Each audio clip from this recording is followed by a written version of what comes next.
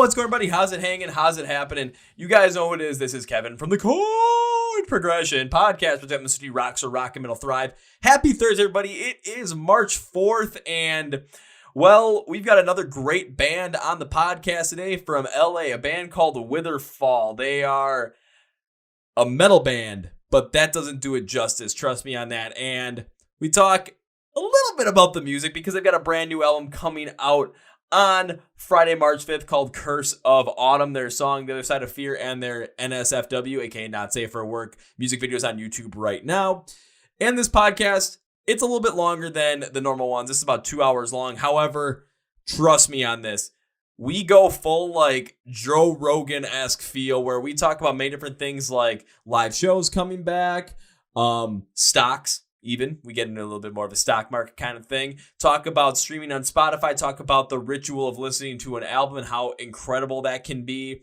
We talk a lot about even concerts as well, going to kind of circle this back at the end with legacy bands like Metallica, Iron Maiden, even some newer legacy bands like Slipknot and Disturbed always headlining like these major festivals. And maybe that's a big reason why rock and metal are kind of on the downfall right now, just because of the fact that those legacy bands have been around for a long time. We haven't created that next generation of legacy bands yet. So we talk about all this stuff, and this is just a great, insightful episode for you guys to listen to and to also get into Witherfall. So are you guys ready? Because this one is absolutely incredible. So let's go. Yeah. Well, ladies and gentlemen, boys and girls, listeners of the Chord Progression Podcast, our guys are over there at Adam Slitter PR, man, they keep sending me all this good stuff, and we've got another one. This band has a brand new album called Curse of Autumn coming out on March 5th. They got a couple songs out there right now, like The Other Side of Fear. So please welcome all the way from LA, the guys from Witherfall, Joseph and Jake. So guys, welcome to the Chord Progression Podcast. Cheers, man. Cheers. Yeah, thanks for having us, man. Cheers with my glass of water in a microbrew pint glass. Yeah, I definitely failed on this one. I should have got myself a beer, but I'm cutting down the drinking a little bit, so. Just say it's gin, man. That's all right. I do like gin, though, so it would make a lot of sense. Well, a glass of gin like that, you'll be on our Joseph and I's level. So. Oh, but then can you imagine me trying to like The last time I had gin, I was in the middle of the salt flats. I had dropped a bunch of acid, and we found a bottle of gin, and we drank it, and then we threw up all over the fucking sand. It was awful. That's why. Never drink random bottles of gin while you're on acid. I think that might be the. I've never drank gin since. Oh, I was going to say, I think that might be the tip of the day, because I remember this is a couple of years ago. I was up in northern Wisconsin with my family, and my mom and my aunt and my uncle were arguing about like how when people drink gin, people just become like it's like a weird drunk where they just become mean and angry. And my brother and I are looking at each other thinking, okay, this is gonna be fun. This is gonna be funny because this is definitely not us. So that whole entire next day we called it Gin Day. All we drank all day was gin. That was it. That's like a grandma drink, like when your grandma like yells at you and throws like her pearl earrings at you. That's what your grandma drinks when she's trying to say she's drinking water, you know? Like, that's the drink that you could really hide. It's like, already, I'm just having a glass of water, just sipping on it. Yeah, I mean, that you could hide it pretty well. I mean, vodka is the best because you can't smell vodka. You know, you can tell I'm on my way to becoming alcoholic because I'm already trying to figure out ways to hide my alcoholism. Oh, God, you'd fit right in here if you came up to Milwaukee, where basically the beer just flows like water. And then, everyone's always drunk all the time. Everyone's having a good time. Honestly, anywhere in Wisconsin, you'd be fine with. See, that's the thing. I'm not a beer guy. He's near the land of Sagan. Yeah. Our first drummer was from Wisconsin, actually. Yeah. I can't remember which area. What is that town? It's at Madison, I think. Winona. Oh, I was totally off. Winona's in Minnesota. Yeah, no, it was Madison, no. Wisconsin. It's in Wisconsin. It's across the river. Yeah. Yeah. Well. Yeah, it's like right across the river in Wisconsin. Yeah, it's like Winona's like right on the river, and then you go right across the river, and then you're in basically like in La Crosse, Wisconsin, and then you just get all the Wisconsin. I mean, there was like a list of like the top 20 drunkest cities in the United States, and 13 out of the 20 were from Wisconsin. Yeah, Yeah, I don't remember that Milwaukee show that we played, Jake. I remember getting off the stage. I watched you guys for like a minute, and then I fucking like went out into the freezing cold, and I ate fried cheese curds, drank a bunch of beers, talked to some crazy chick with like a Lemmy tattoo, and then I ended up passed out on the not on the in my bunk, but on the actual floor of the bus. I'm trying to remember. I just played. Yeah, I think. Well, no, it wasn't Milwaukee. It was Minnesota. But I remember that day of that tour because it was during like a fucking snowstorm, and like Yeah, and like when I pack for tour, I don't like pack anything that's like I should be packing. So I'm like with my stage boots on, trying to navigate through ice, and I'm from fucking Florida and live in California, so I'm not used to that shit. And so I'm like, and then like our bus is parked like fucking 2 miles down away. So you're trying to walk and find this venue.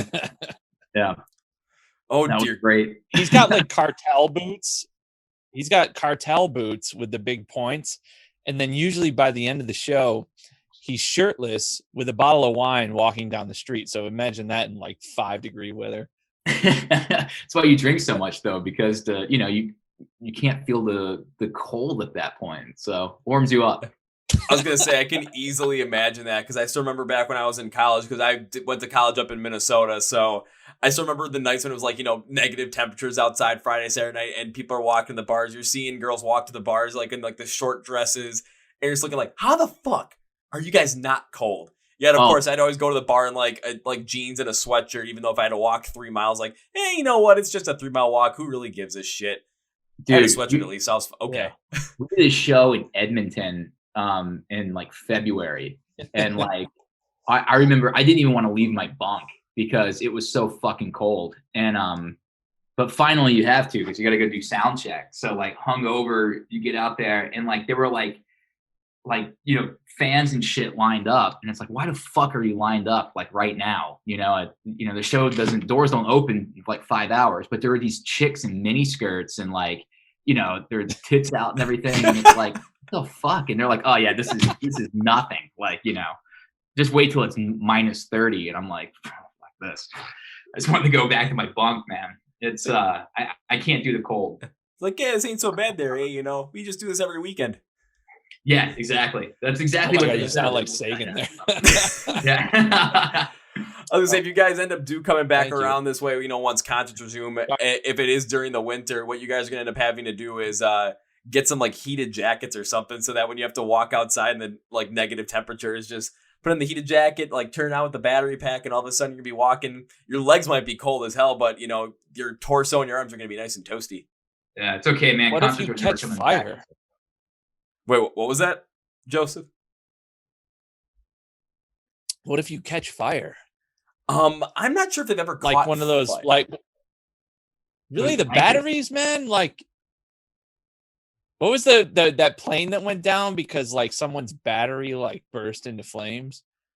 I think that was a Samsung battery though. Which yeah, like one of those fucking phones. That's why Apple stock shot through the roof. Which does not everyone stopped buying Samsung. Right, which does not bode well for me because I still got a Samsung phone, and I haven't been on a plane since 2019. So right now I think I'm a little okay, but if this shit gets together and everything starts to get back normal, where we can go out and have live shows, we can go travel, then I might be screwed because I'll be going up in a plane, I'll be over somewhere over the Atlantic, and all of a sudden just like my phone. Yeah, man. Jake says there won't be any live shows. Yeah, exactly. Live shows are not coming back, man. It's gonna be this the entire time. Really? Well, why do you say that though? Because now you're kind of like really taking my mind and just like messing with it right now. Because like I love live shows. It's one of my favorite things ever, and I've been missing them for the past like year or so. So I'm like, when the fuck can we get back to these things? And now you're just like taking my energy level, just going way, way down with that comment, man. That's what we do, man. No, I mean, part of me is fucking around, but part of me is serious. I mean, we have a tour coming up in the fall of 2021, and we don't even know if that's going to happen, man. It's just a matter of, people are just going to have to, either they're going to have to say that we're living with this thing because of all these new variants and stuff coming about, or Or yeah, I mean, I think that's pretty much it. Or everybody just gets vaccinated immediately. So who knows, man? We'll see. But yeah, I'm not. I don't know if that tour is going to happen. We're talking about that. I mean, November. I know dozens of people that are not taking this vaccine, which doesn't bode well for our chances of actually getting back to any semblance of normalcy.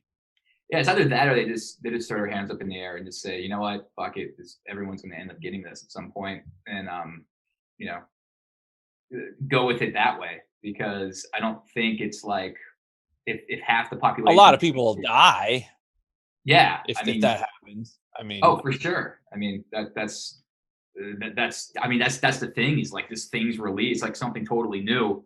It's wild too, because it's just like for some reason this last 2021 can already go fuck off. Like this year's already been a pain in the ass for multiple reasons. But like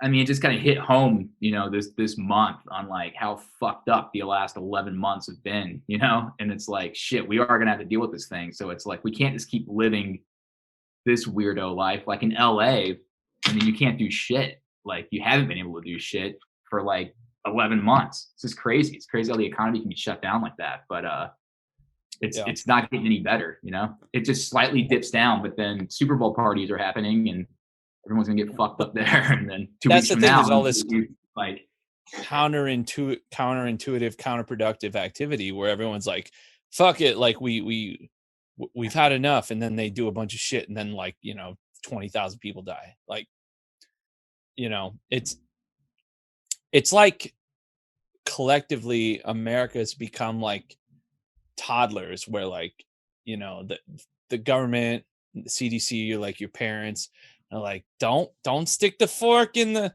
outlet, Timmy. And where, you know, and then everyone is like, fuck you, I got freedom. Like, I'm not going to wear a mask. I don't need a vaccine. And then like 20,000 more people die. Like, I bought it, you know, like, blame me all you want. Like I got on a flight in like July. I went to Austin to buy this guitar that's behind me, that it's like a Japanese Jackson from like the 90s that I used to have but got stolen from me. So like some fan sent me a link to this guy selling this thing, and I'm like, fuck it, I'm getting on that plane, I'm gonna go get this fucking guitar. I've been trying to find this guitar for like 15 fucking years, right? And I get down there to Austin, and it's a fucking free for all, man.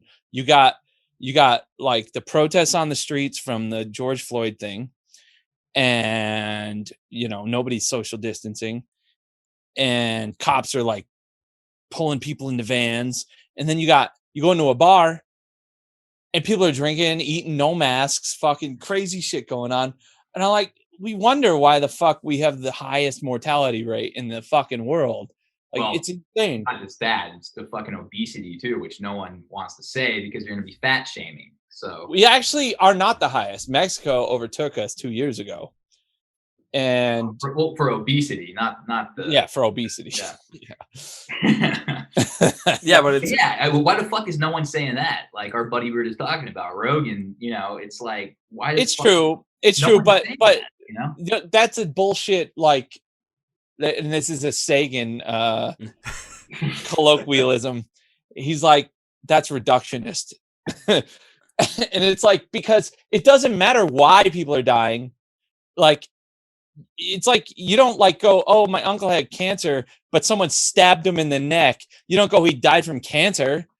Like, he fucking died because someone stabbed him in the neck. Just because someone's obese and unhealthy, like, and then they get COVID and die, you don't go, oh, well, it's because they're obese and unhealthy. No, they got fucking COVID. Yeah, but you could fight it off better if you were not obese and unhealthy. Yeah, it's true. And if you have a stronger neck, you can fight off a stab wound too, but that doesn't mean you didn't get stabbed in the fucking neck. You know? Kill COVID with a knife. That ends it all. I mean, I don't know when the fuck to go back to, like, when tours and stuff. Like, I guarantee you, man. You might see smaller shows, but a full blown tour, dude, it just costs too fucking much. I mean, festivals. Festivals. Yeah, fuck festivals. Festivals aren't coming back until, I mean, maybe 2022 if someone can get their shit together on this coming up pretty quickly. But Yeah, because definitely not this year. Well, with like festivals too, taking a look at some of the stuff, it's just right now there's a good amount of festivals that were for the earlier half of 2021 that are already being either pushed back or canceled outright. I mean, a bunch of the Danny Weaver Presents ones, some of the earlier ones like Sonic Temple, Epicenter, like they've been canceled outright and they're not coming back whatsoever. And then ones like Welcome to Rockville, which is in Daytona, they pushed that one back to November, which is supposed to be, I think, in May. Even here in Milwaukee with Summerfest, that's usually last week of June, first week of July, both weeks. And now it's pushed back to 3 weekends in September. I know Rockfest, which happens up in like around Eau Claire, Wisconsin, it's still supposed to be on for July. However, I'm trying to stay optimistic, but just constantly seeing all these shows these festivals keep getting pushed back, some getting canceled. It's not helping. And then when it comes to smaller shows being played as well, like places like Texas, places like Florida, they are playing shows there right now at a much smaller capacity. So you're talking about with going to Austin where it feels like that kind of free-for-all style. Yeah, I know it's still going on right now because the day we were shooting this, I had abandoned the podcast. I released that podcast on February 3rd. They're playing a show we're shooting this right now with Blacktop Mojo out in Houston, I think. Yeah, I mean, I'm actually in Florida right now because I got out of LA because you couldn't do shit. So in Florida, it's like it doesn't even fucking exist out here. I mean, Steel Panther was here in December, I think, like in the city I'm in.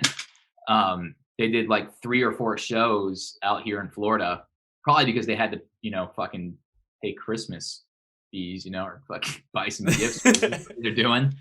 But it's just so weird. It's like every state is something different. So even if you were to have like say let's for the sake of argument, let's take the stadium tour, the Motley Crue, Def Leppard, big whole thing. So some states would say some states would be like, okay, yeah, you can have it, but you can't book an entire tour because you're sure as fuck not gonna be able to go to California and play the new fucking stadium that's in LA there with 200. You're not playing anywhere in a stadium. If people get COVID, they're gonna sue. There's no liability. Yeah, exactly. Protections, like you can't. What's the insurance bond for that? For a 20,000 seater, what's the insurance bond right now? Well, it's more. What is the underwriter? I mean, 20 million. Come on. It's probably more than that, honestly. And in real, it's the vaccine thing. Going back to the obese stuff, we can't have Vince Neil getting COVID. Jesus fucking Christ. Look, you can talk about like your health all you want, but nobody's health's going to improve like from, this time to like 4 months from now. Like the only thing that can do anything is like, hopefully this vaccine works and people fucking take it. And if people don't take it, then, we're going to be in the same spot. I mean, that's your shot. Life is full of decisions where it's like, it could go one way or the other. So, like maybe there's some side effects to this vaccine. They didn't do enough trials, but there's some fucking side effects to getting COVID. Yeah, and when it comes down to it too, it's like, 'cause I was been talking about with people. They're like, "Oh yeah, when the vaccine comes available to you, are you gonna get it?" I'm like, "Fuck yeah, I'm gonna get it." I'd rather like instead of trying to put myself in a situation like having to make the decision like, okay, I'm gonna go outside, I'm gonna go here, I could possibly get it and have some sort of danger there. I'd rather get it so that I can go back to putting myself in danger the way I want to put myself in danger, which is going to shows, putting myself in a mosh pit, and potentially getting my head split open, which has happened on multiple occasions, and I love it every single time. It's like let me put I want it so I can put myself back in danger on my own terms and not just like go outside and be like, okay, now I got to worry about this virus. No. Let me go back to just like randomly walking around like different places in Europe by myself. Let me go back to getting my head split open in mosh pits. Let me go back to jumping out of planes for fun. Like, let me go back to doing that shit. Yeah, it's so weird about it too. It's like, you can have. The one thing I don't like about all of this stuff is like it is like the control. Like it is. It's like we're told like we're babies and stuff. It's like you have all that type of stuff where you can go jump out of a fucking plane if you want to, but you're like, okay, I don't know exactly the percentage is if you wanted to take a nosedive off a plane, but there's quite of a risk there. 1,000 people die jumping out of planes. Yeah, but it's like, you have the choice. So, I mean, it's a fucking sticky situation all the way around. I mean, my grandfather just died of COVID. Like, so I know it's real, Yeah. It's like, it's out there.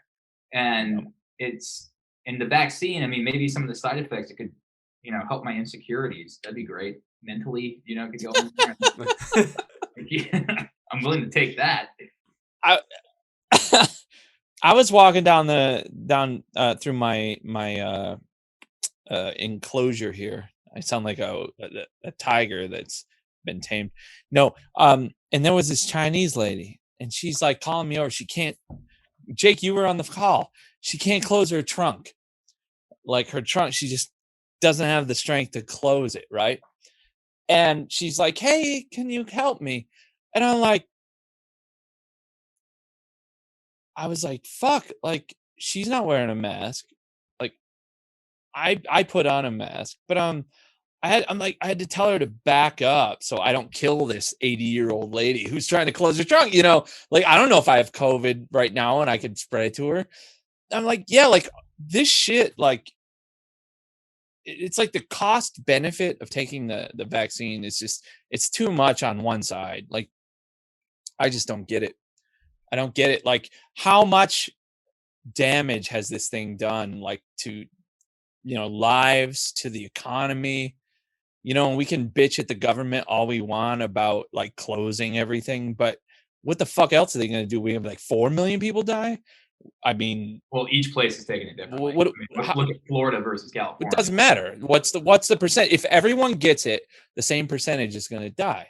So we're just trying to limit the number of people to get it. So you can't blame the government for shutting down. You can certainly blame anti-vaxxers for fucking not taking the vaccine, though. Fuck that. They can all fucking die. I'm tired of this shit.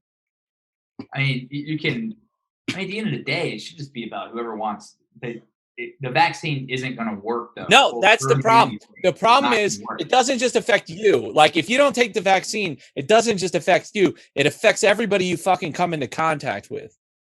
And also gets down to a point too where it's not just about you. Let's say I think what they're doing is they're trying to, like those people that aren't going to get, they're trying to hope that enough people will get it too, so that all of a sudden that herd immunity builds up. But you need a significant percentage of people to not only get the vaccine but also become immune to the virus as well in order to achieve something like that. And which is why it's like when it comes to the vaccine. 80%. Yeah, when it comes to the vaccine, it's like, okay, who's the first people that we're going to get in every single state? The people that are out there in the front lines, the healthcare workers, first responders, anyone that's directly dealing with COVID. I'm like, okay, that makes fucking sense. Get them the vaccine first.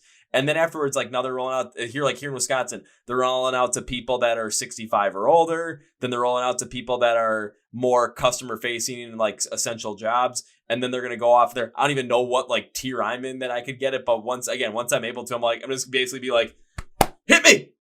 Let's do it. Yeah. Yeah. Well, yeah. I mean, I think the way that they're rolling out, it's super fucking slow and it was a disaster. And also you have to have herd immunity at this point is like 80%, probably 85%, for that to actually work.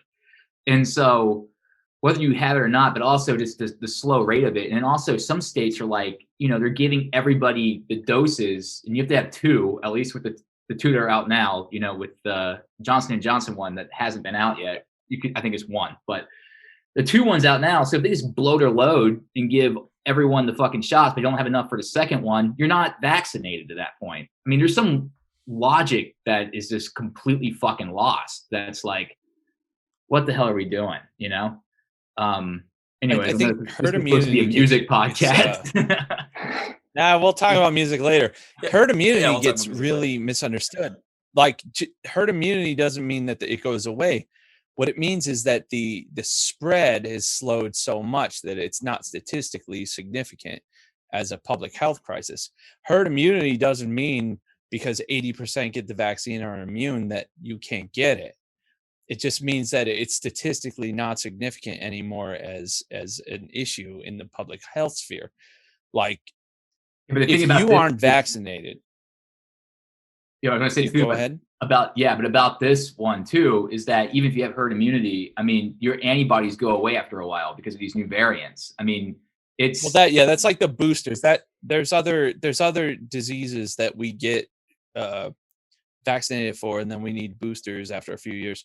Yeah, think about the flu virus. I mean, we end up getting a flu shot we end up getting a flu shot offered us every single year because there's always different variants of it. I remember 10, 11 years ago when they had the swine flu. Then like in the mid 2000s, there was the bird flu. Go all the way back to the last big pandemic with the Spanish flu back in 1918. There's always going to be different variants of it. However, if people are going to end up getting vaccinated against it and again get those booster shots, it's going to get to a point where our bodies are going to be able to handle these a lot better, to the point where even if it's starting to run rampant, kind of like swine flu was, it's not going to be that major of a public health crisis because we're able to take care of it.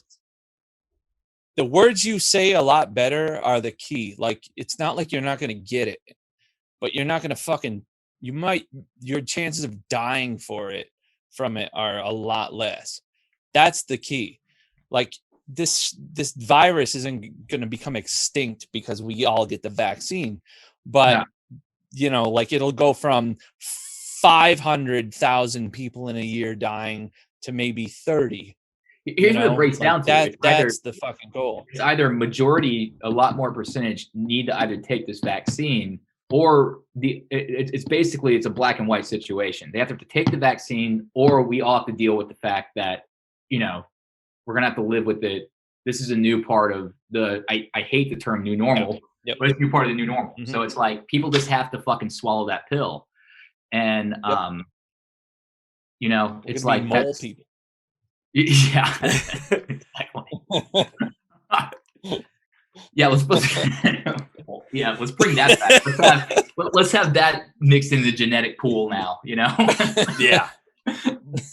But then again, it's one of the things too with these pandemics is when it comes to the scientific end of the pandemic and the social end of the pandemic, those are two completely different things. The pandemic's always going to end socially a lot faster than it would in the scientific or medical terms, because scientifically and medically ending a pandemic is to when the virus is no longer significant in any form to be considered a pandemic. But where the social pandemic comes in is kind of like that point where statistically it's not, or when it comes to a point where it's we're not overwhelming the hospital system, we're not overwhelming the healthcare system, and people aren't dying at the specific rate. Will people end up catching it and die? I mean, people end up catching the flu and die every single year, even with the vaccines out there. But then again, you take a look back at the pandemic in the late 1910s, early 1920s. I mean, millions of people were dying from the flu. Now here in the U.S., I think per year it's 6,000. So again, it's never good to have people die. However, when you're taking a look at kind of just that pandemic setting,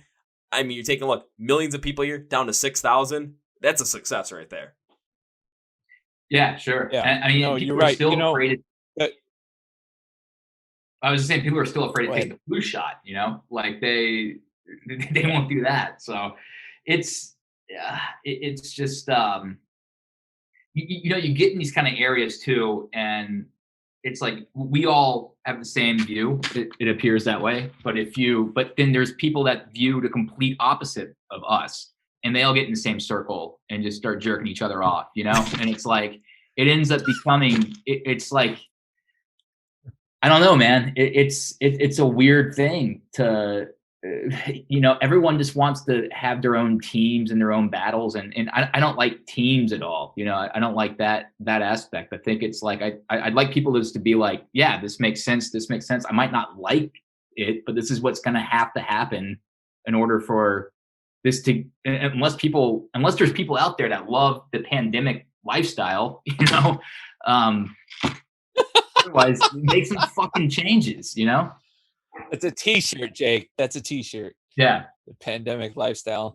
I think another thing too that's going really unrepresented in the media, and I think it could help get more people on board, because it all gets focused on the death toll, which is massive. But all the that subcategory of people that get it and just get severe symptoms.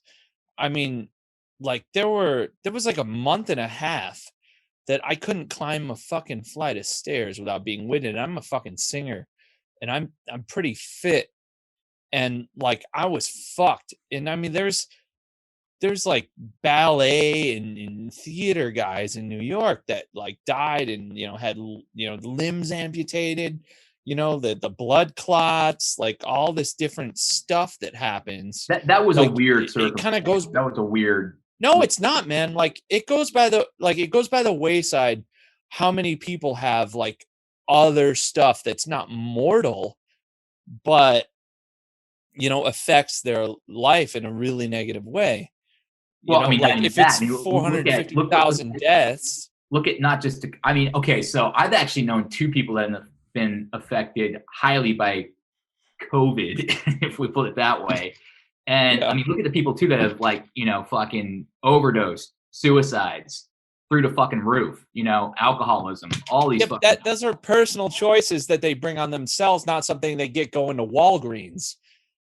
Well, that's true. I mean, you could probably overdose on some fucking pills you can get from Walgreens, but No, but I see your point. But I mean, whatever. What the fuck? I'm saying? How many people are we gonna be able to fucking cure with this fucking podcast? But still, I was saying, I can kind of see a lot. Get your fucking vaccines, you fucking losers. I can see where Joseph's coming to this, where it's like with other things that are happening in this pandemic, what causing people to fall into some other ill health or potential death, their maybe overdose, suicide, something like that. Where it's when it comes to the ultimate. When it comes to that ultimate point of making that decision, they're still the ones making that decision. Where when it comes to getting COVID, they're not necessarily the ones that are making that decision. Like they're not actively putting it in their bodies, or they're not the ones that are unfortunately completely ending their lives at that point. However, it's still a part of this whole entire new setting that we're living in as well, because I think it was in Japan, the reported number of suicides per month is higher than the reported number of COVID deaths per month. I'm not sure if that's still the case right now, but I know it was back in October. Yeah, which is sad because it has to be really bad out in Japan, because Japan fucking rules that if you want to kill yourself and you live out there. Because, I mean, it's so peaceful and shit. But those places in Europe, or I'm sorry, in Asia, the government controls the data so much. I wouldn't trust that data. I think Japan though is COVID data.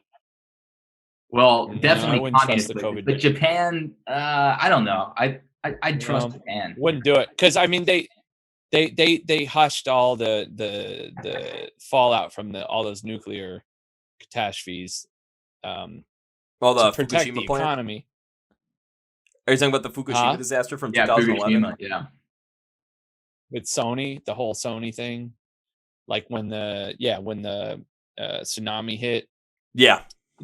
Like Sony lost 80% of its fucking market cap in the stock market.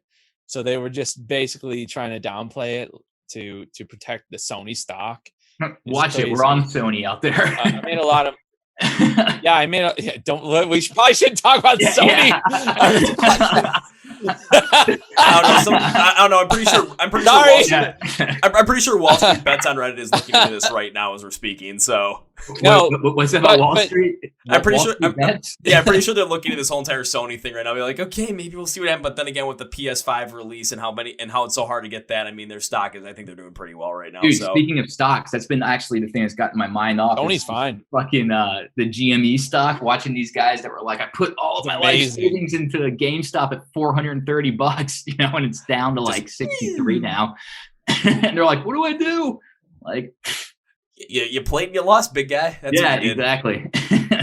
Nice. That's like a dog that chases a car and then it breaks. It's like, no, dude. Like, thing's over. It's done.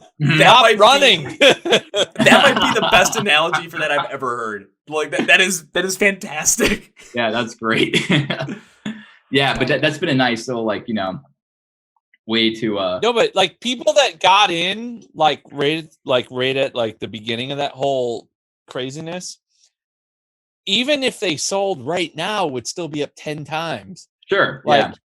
Like if you got in when everyone said, okay, let's do it, like even if you let it ride back down, you're still up massive amounts. It's the people that chased it like late.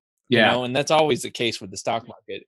It's always the Johnny come latelys that get fucking raped That was my Yeah. biggest thing too, because when I saw it and was figuring out what was going on, just because of like right when it happened, I was shooting 4 podcast episodes a week and doing like 2 different YouTube videos at the same time with everything else, along with a full-time job. So I was so heads down with this, I didn't even notice it. And I usually look at this stuff a lot as well. So when I noticed it, and all of a sudden it was like it closed at like 350 and it was still going up, I thought, okay, so go back down at some point soon, and plus it's like a bubble right now, so I'm just gonna hold off and see what happens. And literally the next morning when I woke up and I looked at it, I'm like, okay, it's like at 461 to open up, and that was the highest it was, and it's been going down ever since. So I knew not to get in there because I saw it too late. I knew it was gonna happen, so I'm like, I'm backing up. I would have shorted at 461. If you shorted at 461, you have massive gains. Yeah, totally. Because that's what the hedge funds are still doing, even though they were getting squeezed. All the like weak hand players, like the smaller guys, were getting squeezed and having to cover those shorts. Like the big dogs, they weren't covering their shorts. They had capitalization. They were fine. They were like, fuck it, this ain't gonna last long. They probably bought more fucking like position in that short position. What I like now though is that now all these guys on that what the Wall Street Bets, I think that's the name of the platform, but they're out there making basically like Santa Claus letters to Elon Musk and fuck the Mark Cuban, because they've both been backing them, and they're like, please buy all the stock to send us all back so we can make our money back. And those guys are like, fuck that, like we like what you guys did, but we're not getting this shit, you know.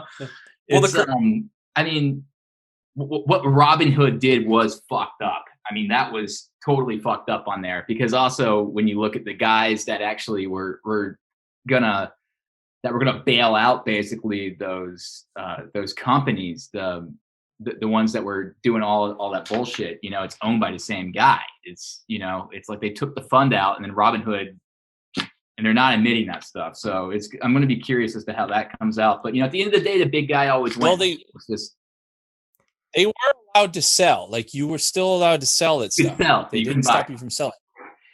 Yeah. So, like, they couldn't drive the price higher by having new buyers come in. But, I mean, if you're not stupid, you could see the writing on the wall and you could have sold. Yeah. You had a massive... I mean, dude, I would have sold. Well, the whole reason behind as soon as you're up 10,000%, you fucking sell. What the fuck is wrong with these people? What I was gonna say is what ended up happening was, like, with the whole Wall Street Bets thing, is with that squeeze, they wanted to make it go basically nuclear. They had that stock price be up like the 5.8 Gs before they sold. 10,000 is nuclear. I'm not talking about percentage. I'm talking about the stock. I'm talking about the stock price itself. But where I was going with this is the whole entire idea behind that squeeze was, if they had enough people buy and hold, that was the key, hold, then that stock price would keep going up and up. But as that price got to that $400 limit, and then places like Webull and Robinhood restricted buying on it, all of a sudden, the more casual investor, the people that weren't so invested into this, people that jumped in on this, they saw that they got scared because, okay, now it's starting to go down a little bit, and they sold off right away, and that's why you're seeing that dip. It could have kept going higher and higher, which is why Cuban and Elon Musk absolutely love the idea behind it, because you're exposing these hedge funds for making these moves, and it's like, okay, this hedge fund puts out a huge paper saying why they're shorting GameStop. This is a huge opportunity for you to basically make money off of that, and and Wall Street Bets ended up pulling it off. However, the reason why I didn't go higher and higher was because the casual investor, everyone they needed to keep holding, ended up selling. Well, that's the thing, man, is that in Wall Street, there was a quote, Wall Street, you don't have any friends in Wall Street, man. I mean, they're going to be like, yeah, I'm there with you, I'm going to do it all. But then when they see that, the smart ones take it out. I mean, that's the thing with it, you know? God damn it. Like, it's like there's like this model chick at the bar, and everyone's like, oh my God, if we all like treat her like shit and don't flirt with her, like, you know, like somebody will end up getting her. And then of course somebody's going to go and fuck that chick, dude. Like somebody is going to fuck that chick. Like nobody's going to hold so that the group can prosper. You want to make your money. You want to put your fucking cock in that girl's ass. Yes. And you go and do it at the first opportunity. Like this, like all one for all, one all for one bullshit. No, you make your money and you get the fuck out. Clearly, we just saw how that worked there. On, you know, it's fun to go on those Reddit boards and to see these guys like I'm They're holding, idiots. hold, everyone hold. And then other people are just Yeah. like, then some guy too is like, all right, this is my last post on here. And he's like, by the way, it's sold later. And it's like, dude, what the fuck do these people think? I mean, like, Yeah. if I had been on They that were board, like part of a movement. Like, that's the thing now is movement. everybody wants to be part of some fucking movement. It's like they watch too many. it was a fucking great TV idea, movies, dude. though. It was, Like, yeah. some But of it's these- not gonna work some of because you just said it. You said it. The best. hedge It's not funds gonna that are work. shorting certain stocks are really fucking the economy in a way. And these guys went ahead and just like fucking dive bombed in and, fuck these hedge funds, which is great. But they're like a victim of their own naivete. Like they didn't understand the totally. real game going on. I just saw a Like, meme, man, like- where it was like from what was that fucking movie with Johnny Depp and he's a pirate. Pirates of the Caribbean. Yeah, and he's What? like it was like a meme, and it was like the fucking it was like one of the British guys is yelling at him saying, "You're the worst pirate ever," but they changed pirate to stockbroker, and the guy's like, "Well, you've heard of me though." Yeah, but you have heard of me. Yeah, so it's like Well, and then in the end too, a stock market is a lot like a Oh. casino. The house always wins. fuck yeah, and especially these Yeah. people that have billions of dollars. I mean, they're all there, rubbing the pockets and going to those fucking, orgies that fucking Stanley Kubrick predicted and The fucking- eyes wide shut parties. Yeah, exactly. Yeah, they're all doing it. God damn it. It's amazing. It always comes back to orgies, In the end, it always somehow does. Yeah, I And mean- like everybody said, like I knew exactly you're going with the eyes It wide shut should. style parties. I knew exactly where you were going with that. Those fantastic the film. institutional investors, they're definitely always going to be the ones that can move the stock price. I mean, like guys like me can put like 10K in a stock. That's not doing nothing to the price. Like, you just hope that some hedge fund or some like, Charles Schwab Mass Fucking mutual fund kind of style thing. group of like, like 401ks that are invested in Charles Schwab, like one of their funds picks up the stock that you're invested in and then it moves the price. Yeah. Or something like culturally, but you as an individual investor are never going to move the price. Like this No. was an anomaly where a bunch of guys were like, this stock is so shorted that if we just buy a bunch of shares, like they're going to have to cover. And they were right. Like there's a bunch of stocks out there like that though. Well, to be honest, I give them credit for that. I give them credit because I would have thought It was genius. No, But if you didn't sell, you're a moron. If it would have been on paper or on fucking text on here, it's like, hey, everyone, let's buy up GME at this point. Let's do it. I was like, fuck no one's going to do that. It's amazing they actually did get it to go, and it was genius. It worked. But once you get up to that point, you're like, they got greedy, in a way. Yep. And they got greedy because they're like, okay, let's take it to. It got the 480 or 460 or something. 461. Dude, it Somewhere was in that ballpark. 36,000% or something Right. ridiculous. But they wanted to get up to 1,000, and it's like you guys got greedy. I mean, you cash out at that point, man. You've been fucking set. Yeah. It's like What is it that Jim it's Cramer entertaining. says? He's like, bulls make money, bears make money, but pigs get slaughtered. That does make a lot of sense. That does make a lot of true. sense. Jim Yeah. Kramer, the man. Yep. But Dude, I invested in He's some got of some Jim good Cramer's books. stock. Yeah, well, some of its stock ideas fucked me over. Well, he's a shill. He's a corporate shill right Yeah, now. exactly. He works Yeah, for a yeah. corporation. Yeah. But he used to live in his fucking car, and he ended up making his first, bunch of money just taking a few $100 that he had. Like, I mean, that guy knows what he's talking about, but he doesn't give a fuck about you. No, exactly. That's the moral of all this, though, is that no one really gives a fuck about you. Exactly. yeah, The moral of back, the podcast. Yeah. I was gonna say, Jake, it all goes back to what you said earlier, where on Wall Street you don't have any friends. It makes a lot of sense, even with the Wall Street bets people, like because they didn't just do GameStop or AMC. Like I know they also did Koss Headphones, which is based out here in Milwaukee, and the people that own Koss saw that they saw the price jump up. once it got up to a certain point, they the owners of the company, they sold a bunch of shares, and all of a sudden the stock went down. They bought it back and made a profit of $32 million for a struggling company. They had a whole embezzlement scheme that happened 11 years ago, which they lost $30 million and they never recovered. And through this Wall Street bets thing, the company fully recovered off of this.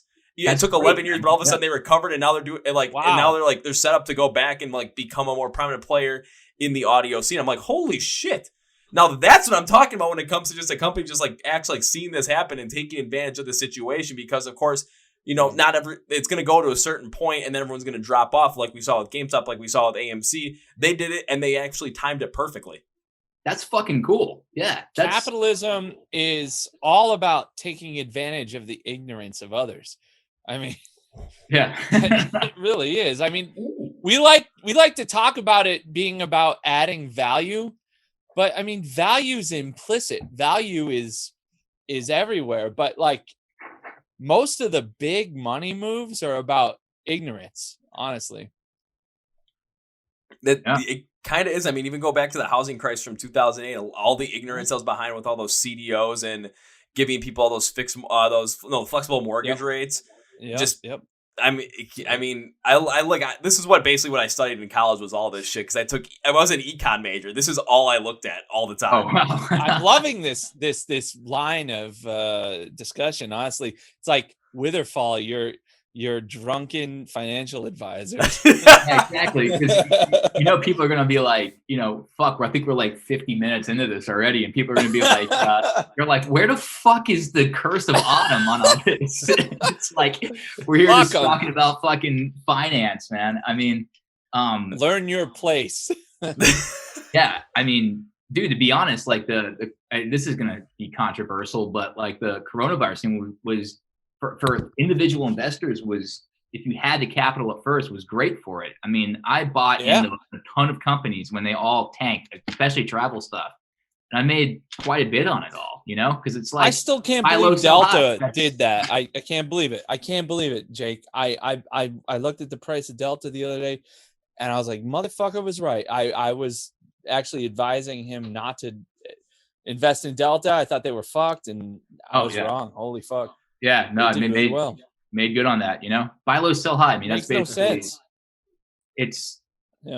It's such an easy thing, but then you have people that, again, people get so horny for that price going up. Like we were just talking about the GME thing, and they're like 400, 1,000, let's do it, bam. And then it's it just goes down. And actually what's funny is I'll try to curtail this back to actually some curse of autumn stuff, but I'm sure we'll get fucked off in the end of it in a few seconds. But when we were doing we were in Tampa mixing the record, and Joseph and I both had our laptops there, and we're traders and shit, so we're there, and I'm like, oh fuck, this pricing's going, you can see it all, the ticker symbols all going, and as far as the price is going up and down, and you're losing $5 or you're gaining 10. And Joseph was just like, don't look at it. It's a fucking drug, man. I mean, at the end of the day, the whole stock market is just legal gambling. It totally is. It's 100%. I'm convinced by it. It is legal gambling, but you can actually,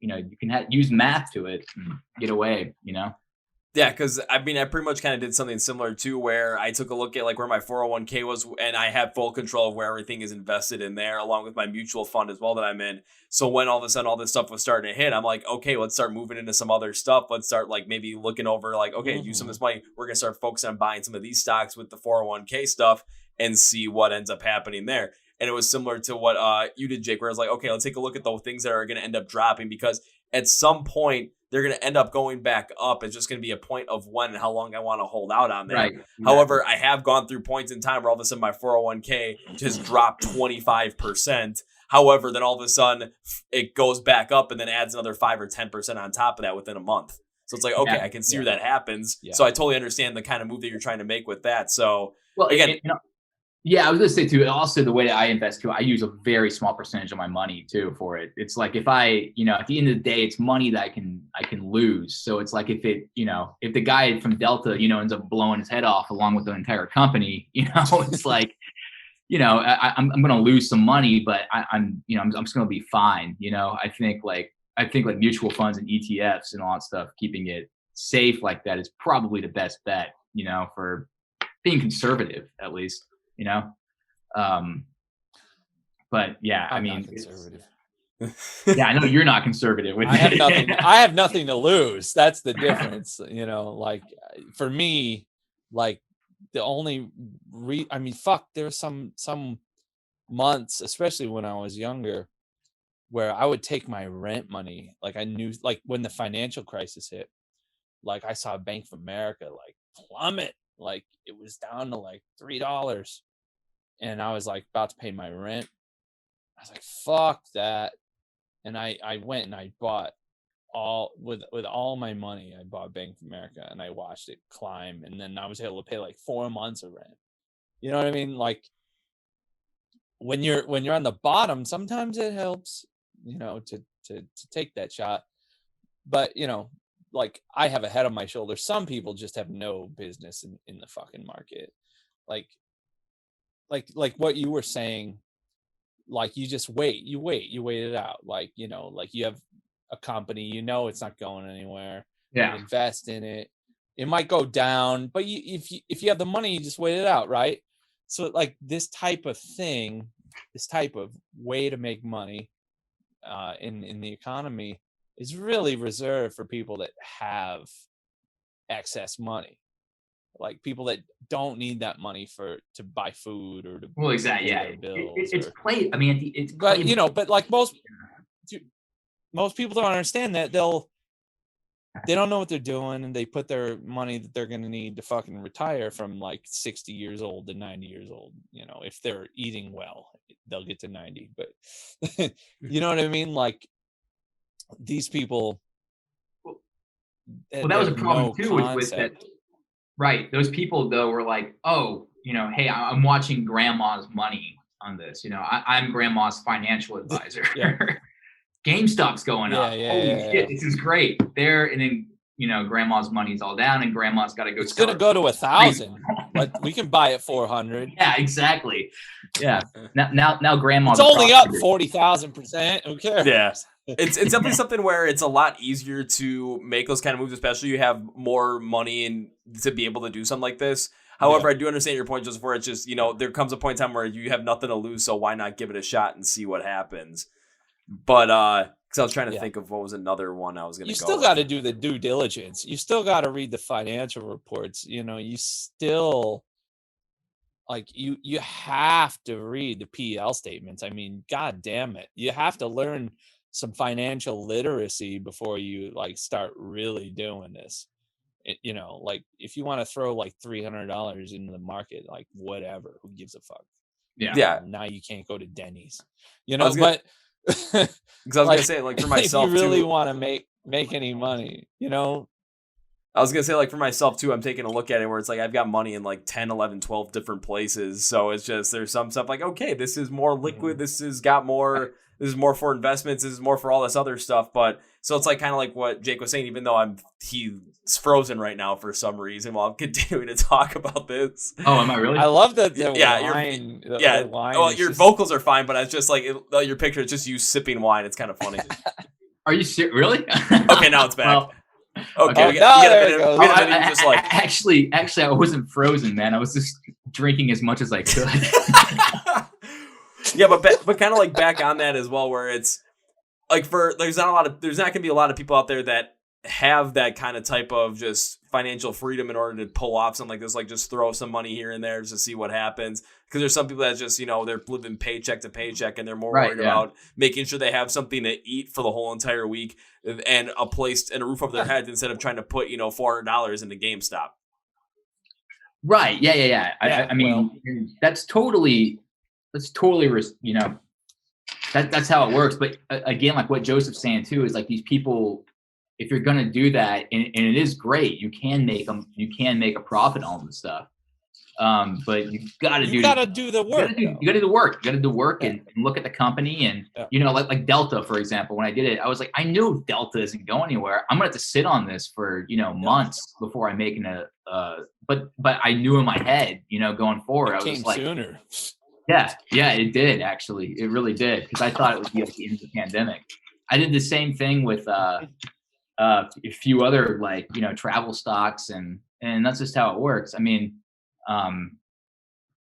but in my mindset, I was like, I'm probably not going to make a profit on this in the year and a half. I think people get a little gun shy though if they're like, okay, I'm expecting to make this next month or something like that, and they get distraught by it. So a lot of it is having a game plan, having a game plan going forward before you actually buy this shit. Unless you're just like, what, GameStop, whatever, fuck it, I'll put $400 into it and see what happens, but I wouldn't put, GameStop is a shitty company though. That's the thing that gets lost on people. It was a nostalgia company. Like it's an anomaly that it made money. That stock only made money is because there was like a massive cultural uprising and a big fuck you to hedge funds. But as a company, I mean, do you look at the balance sheet of that company? I mean, you ever go to a GameStop in a mall? I mean, there's like people giving product away. It's yeah. I just went to hold on. I was gonna say, for gaming, like, I haven't been to a GameStop. I don't know how long. The most recent, the newest system. I just went to a GameStop before all this happened. I swear to God. And Jake, what did you buy? Because my uncle died, and he left me this fucking Sony PlayStation, and I was like, all right, like, I'm gonna go to the GameStop. I'll get a baseball game. I'm a baseball fan, so I went there, and they're like, hey, take all this shit. Look, I mean, they gave me all this fucking shit. And I'm like, are you guys going to close? They're like, yeah, we're closing in like a few days. This was 2 months ago or a month ago. And then I see this shit. I'm like, GameStop? They're going out of business. What the fuck is this shit? Like, none of these people like gave a fuck about the actual company. Like, did they think that because the stock price rallied that like GameStop was going to magically be profitable as a company? Like, I mean, I don't know, like, exactly. Buy it and sell it. It's a trade. Yeah, it's not an investment. It's a trade. Yeah, and on this trade, you can actually win instead of having to trade in your like a bunch of stuff at GameStop. But they're going to give you $10 in store credit for trading in like your original Nintendo 64 that has like the whole like Hey You Pikachu style thing on it, which is worth like $1,000 on resale. No, dude, they were selling the store fixtures for like $10. You could get a slot wall. I almost bought it for a merch table. Yeah. Yeah. Actually, been pretty good. That would have been hilarious. Here at our merch table, a vintage GameStop slot wall. Yeah, a lot of good stuff on there. Here's an old Pierce Bronson fucking GoldenEye cardboard cutout too. Oh my God! But it wouldn't. It couldn't. Yeah. But I wish it wouldn't be like actual like Pierce Bronson. Like, it'd have to be like the blocky character from GoldenEye. Yeah. Dude, that was a cool game, man. That was the one. I mean, the N64 version. I used to play that with. It's probably why I'm so fucked up in the head. But when I was like 4 years old, it was out there, and the whole idea is to fucking kill people. My dad would put it on while he'd go drink. Oh my God, that must have been a while ago. Oh, don't worry. I mean, if I feel like you're right for this podcast, I'll probably just, turn the TV, pop GoldenEye in, and just have some fun for a little bit. Yeah. Was Halle Berry in GoldenEye? No, she was in Die Another Day. So that was the last Pierce Brosnan one from like 2002. Oh, that's right, yeah. Random James Bond knowledge coming for the win. Woo! Yeah, what were... Oh my God. Man, I think Joe Rogan was just talking to some guy about the best James Bond. Like, that's right. Yeah. Yeah. Big Joe Rogan fan for all his podcast stuff. So this is cool, man. Because we're not at the level yet, I think, to get Joe Rogan, unless we gave him probably a lot of edibles, or he doesn't like edibles, but maybe if we gave him some shrooms or something like that, he'd be into it. He only eats them if Joey Diaz gives them to him. Yeah, that's true. Say what you have to give him the best weed you could possibly find, and like amp it up a little bit even more, and then just like Make sure you like lock him in his sauna while he's smoking at the exact same time too. And give him some elk. Oh yeah, you got to have elk meat. Guess what's God, I want some of that elk. Yeah. That'd probably be your first question from the Joe Rogan podcast. Like, hey guys, so how you doing? Can we have some elk meat, man? I really want some elk meat right now. You've seen how we take podcasts. I mean, fuck, we're like an hour into, and we haven't even talked about your site's like a music. guitar chords. Yeah, exactly. Fuck it. Yeah, all. the whole podcast is about talking with rock and metal bands, but I always like to do it where I'd rather talk to you guys just in a more natural setting and not worry about like, okay, it's got to be super structured, man. Who gives a shit? Yeah, we would never talk about this stuff. I would have been like, okay, it has to be like this and this and this. Fuck that shit. Yeah. Well, if we start talking about music, you're probably going to see a more angry side of us too, and like, yeah, we get really mad. We probably will have to censor some of that. The only time I have to absolutely hate music.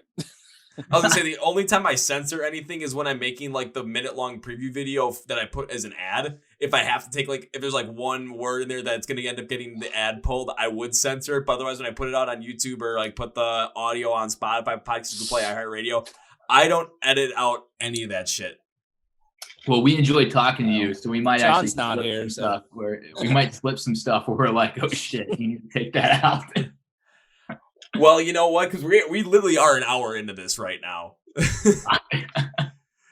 so I would say, how about we actually jump on some of this music stuff before it gets too late? Because you guys do have that new record, Curse of Autumn, coming out on March 5th as well, and I'm pretty sure you guys want to get as many people as possible to listen to it, get into it, and then get ready for that moment when, I mean, I'm still hoping heavily that concerts do come back this year.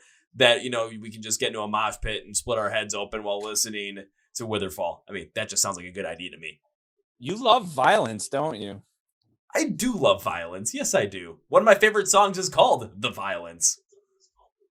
I don't think it's actually about like smashing my head into stuff. I think it's definitely more of a political song on that front, but still fits. What band is that? Rise Against.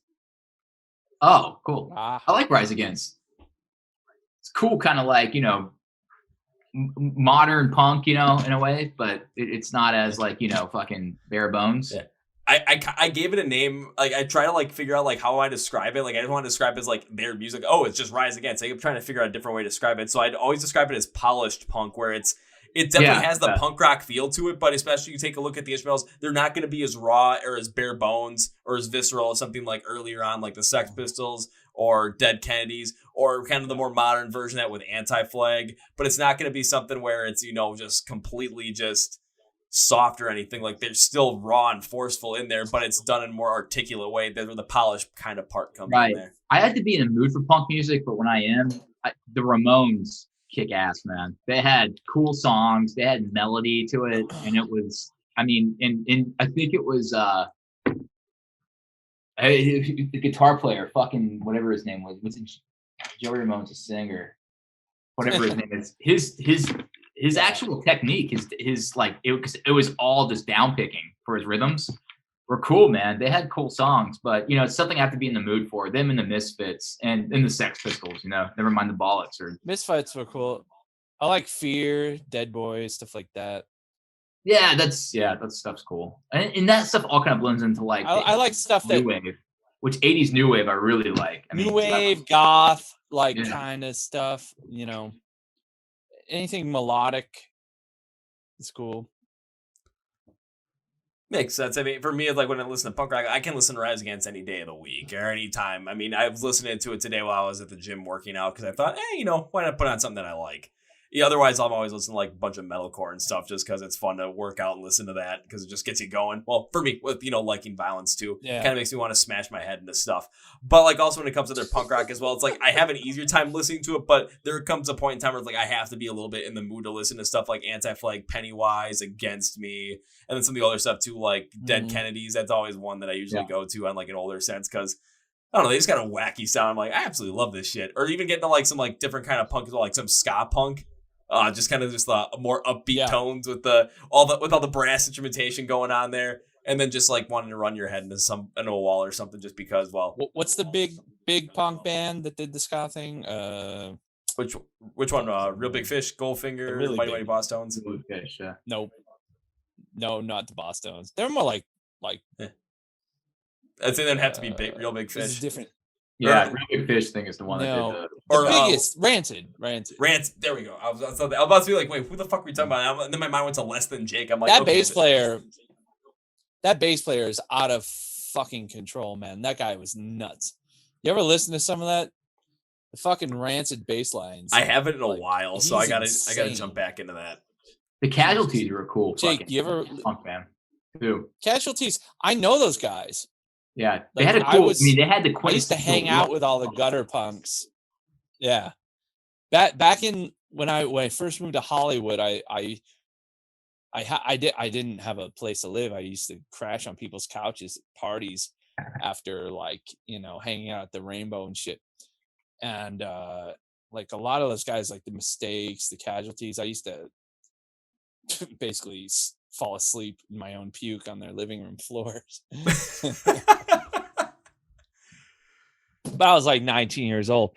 You know, it's excusable, I guess. Yeah, we all did that when we were 19. No, either you just Yeah. you fall asleep on your own puke in someone's floor, or if, like, I mean, that's pretty much what happens at every single college campus every single Friday and Saturday. So I mean, Right. I've only fallen asleep in my puke once, and it was in a bathtub.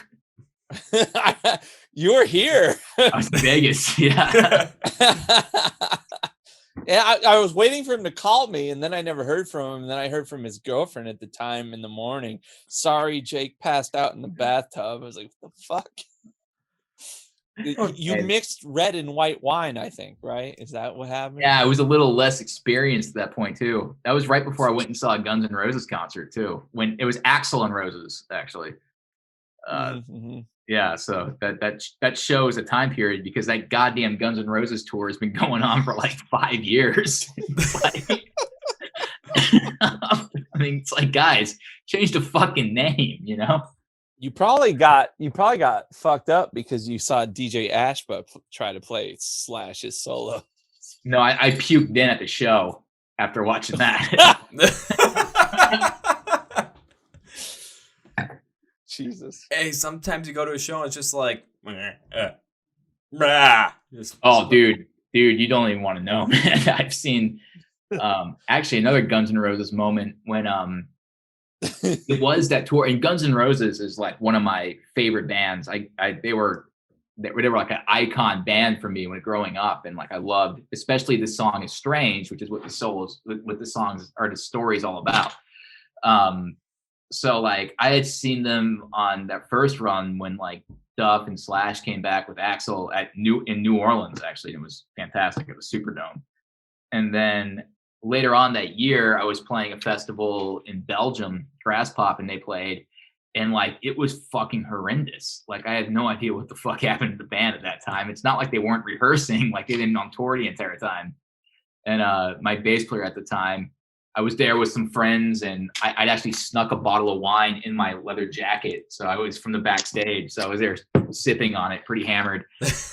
He's like, in the solo for Estranged came up, and like Slash was like completely out of tune, or just like, it sounds like he was like going down from like it's in C, but he goes to a B on there, and was playing it while the whole entire band that is in C. So it's completely out of tune. And he's like, I've never seen someone's face just go from dismay. I was so happy about it. I was wasted, and I was like, yeah, it's just like, and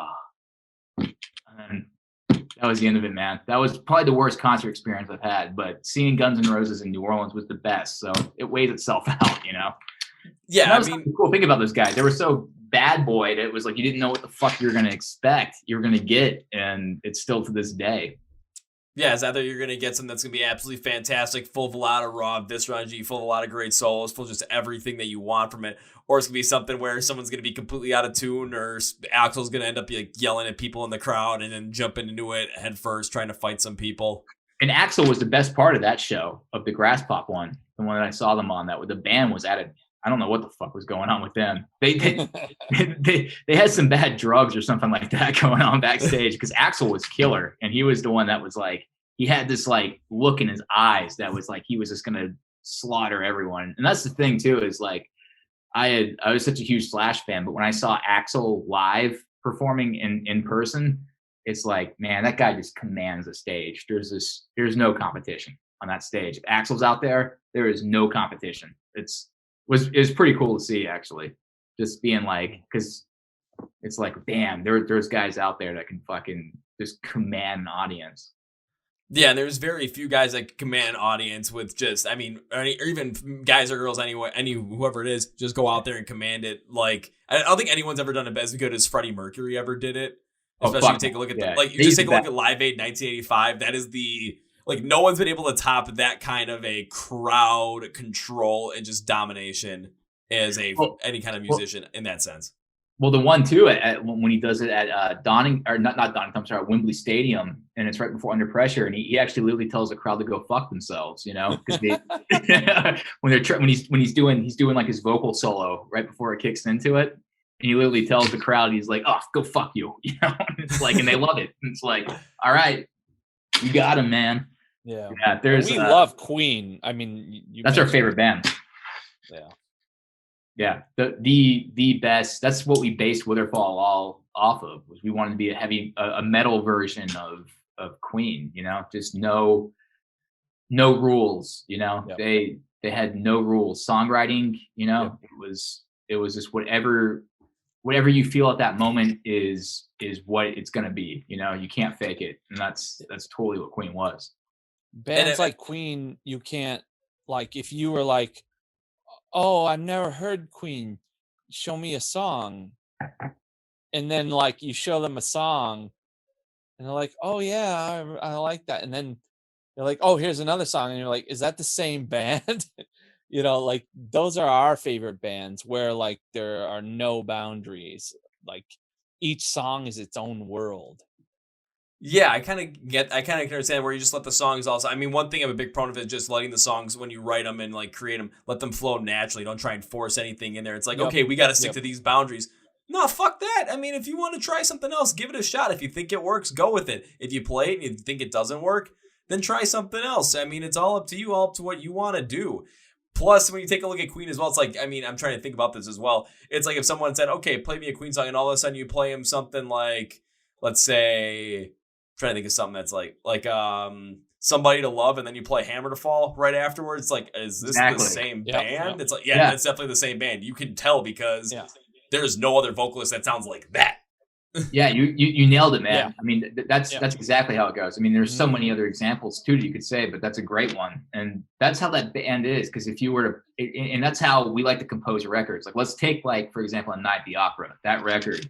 If you were to play it and you'd be like, 39s on there, and then Bohemian Rhapsody is at the end, or something like then you also have like I mean, dude, you have Death on Two Legs. You're like, this is like you have bands that come out now that have records, and every fucking song either sounds like Death on Two Legs or 39. You know, there's not that diversity, and there's not that like basically that those peaks and valleys that you get that you got in a lot of those records from the 70s. And that's with Witherfall is what we always wanted to do. We wanted the experience of listening to a record to be like that it was in the 70s. We have the artwork for it. You can sit down there and look into the artwork, and you put the record on.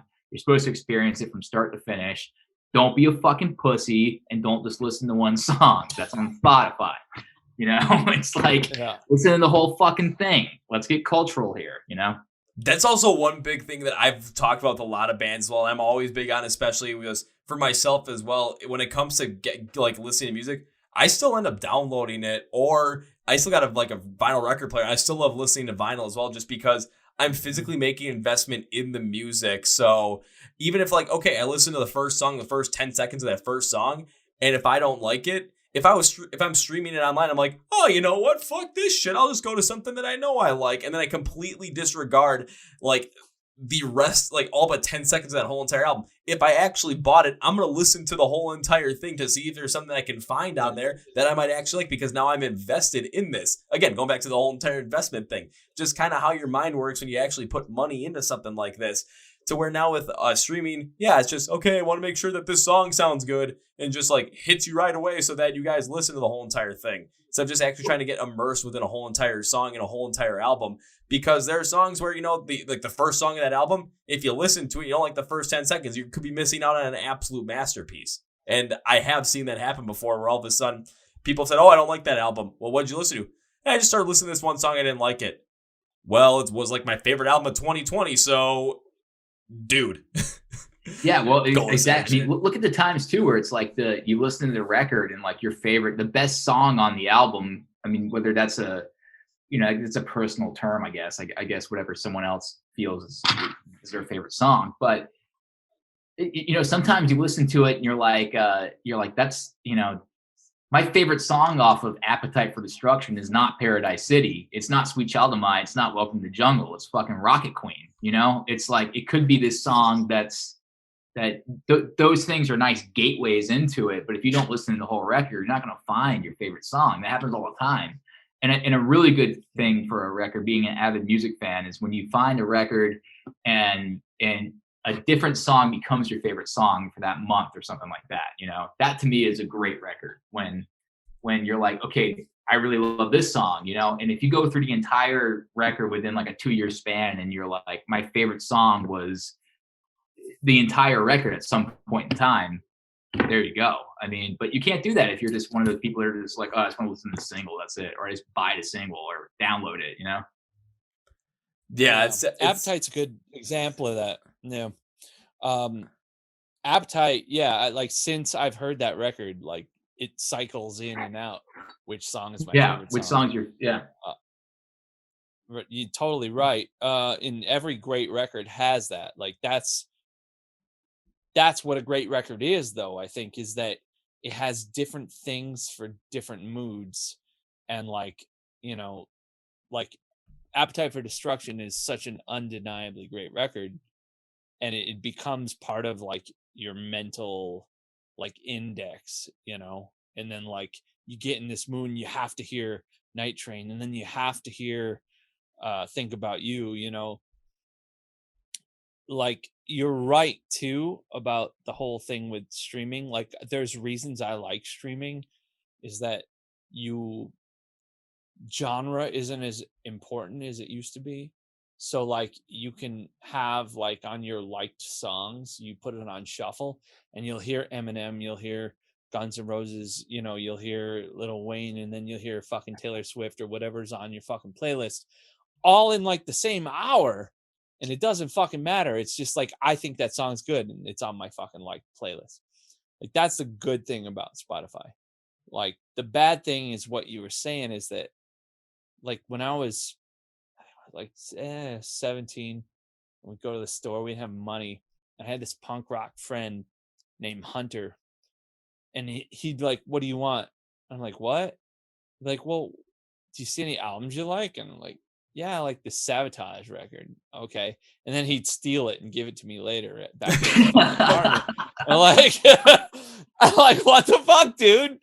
But yeah, if we were listening to it on Apple Music, I might hear like one song for a minute. Maybe I like it, maybe I don't.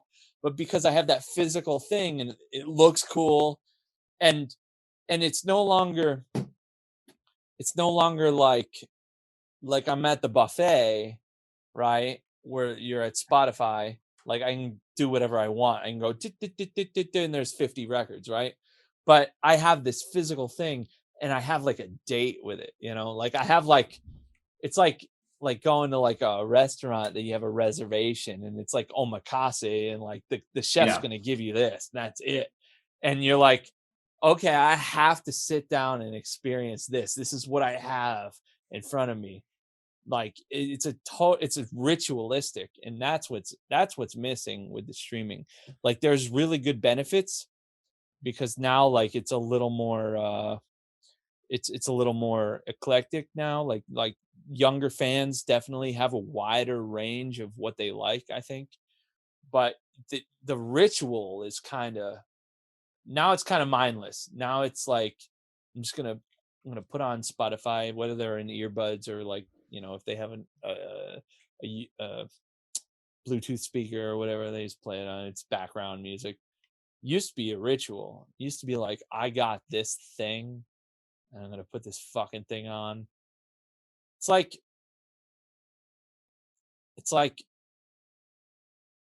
put like a physical product is like okay, I bought my girl this lingerie and we're gonna fucking do this. You know what I mean? Like, Yeah. I where mean, the streaming is like, there's just the thing with like, I mean, you know, we have and I think one of the things that's brought it all up. Okay, so we were talking about video games beforehand. Video games become one of those things where it takes up people's time. yeah,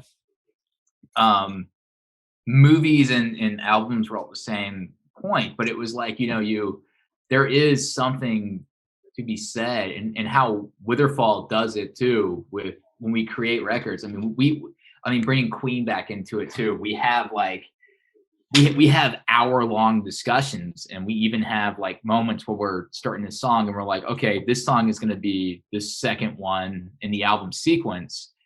I mean, that shit all matters to us, you know. We're not doing this stuff for like, you know, of course you have to be on these fucking playlists and all that kind of shit and suck dick to get on them, you know. But it's like, we don't write the songs to be like that. We write them to all be inside of a cohesive unit. So it's an event when you put it on. It's like, okay, I'm going to put on Curse of Autumn. It's going to be an hour-long process. I'll, you know, do it with a friend, or I'll do it with someone. I'll pour a bottle of wine, or I'll smoke a joint, and I'm going to listen to it from start to finish.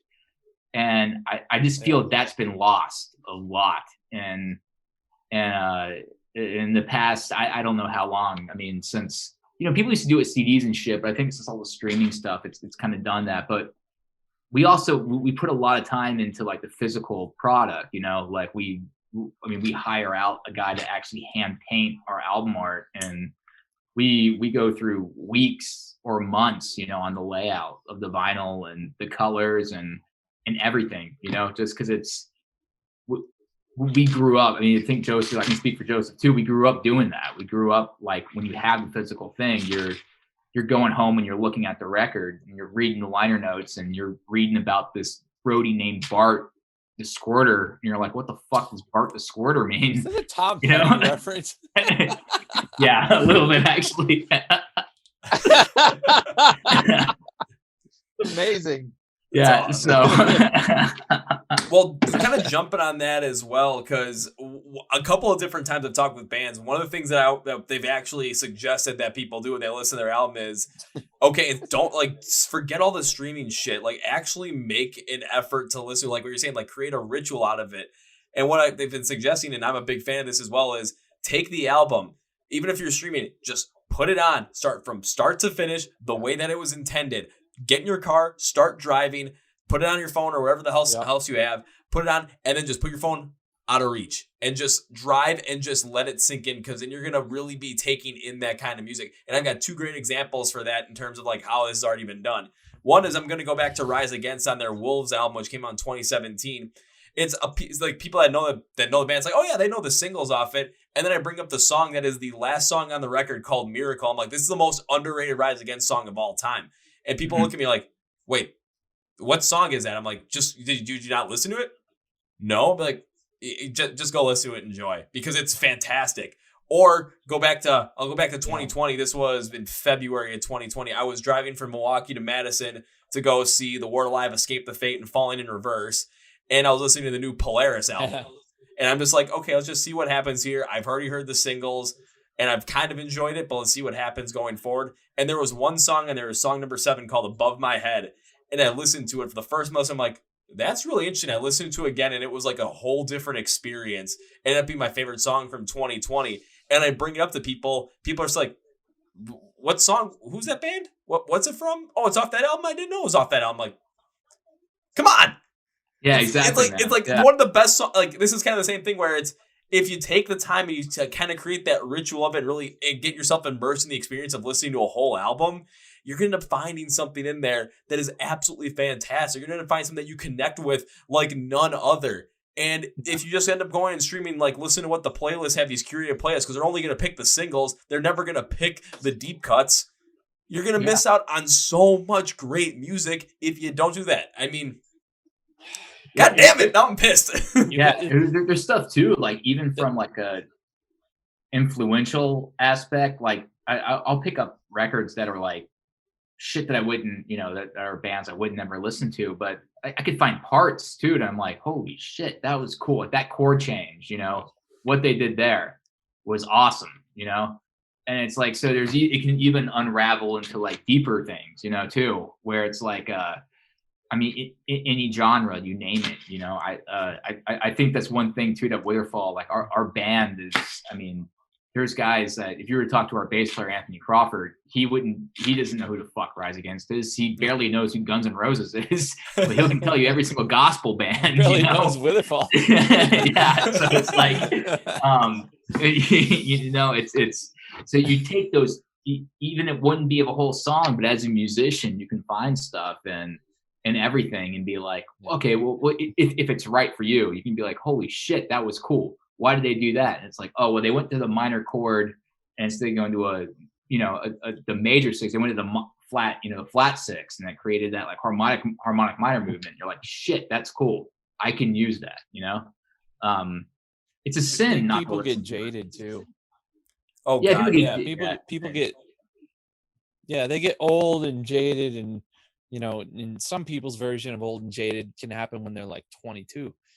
Me, like where they just don't experience new music. Like when I was starting to play guitar and really getting into music, like around like 12 or 13, like it didn't matter what it was. Like if it looked interesting, like you just put it on front to back, doesn't matter. Like I just want to hear what this is all about, like, and you don't always win doing that, but yeah.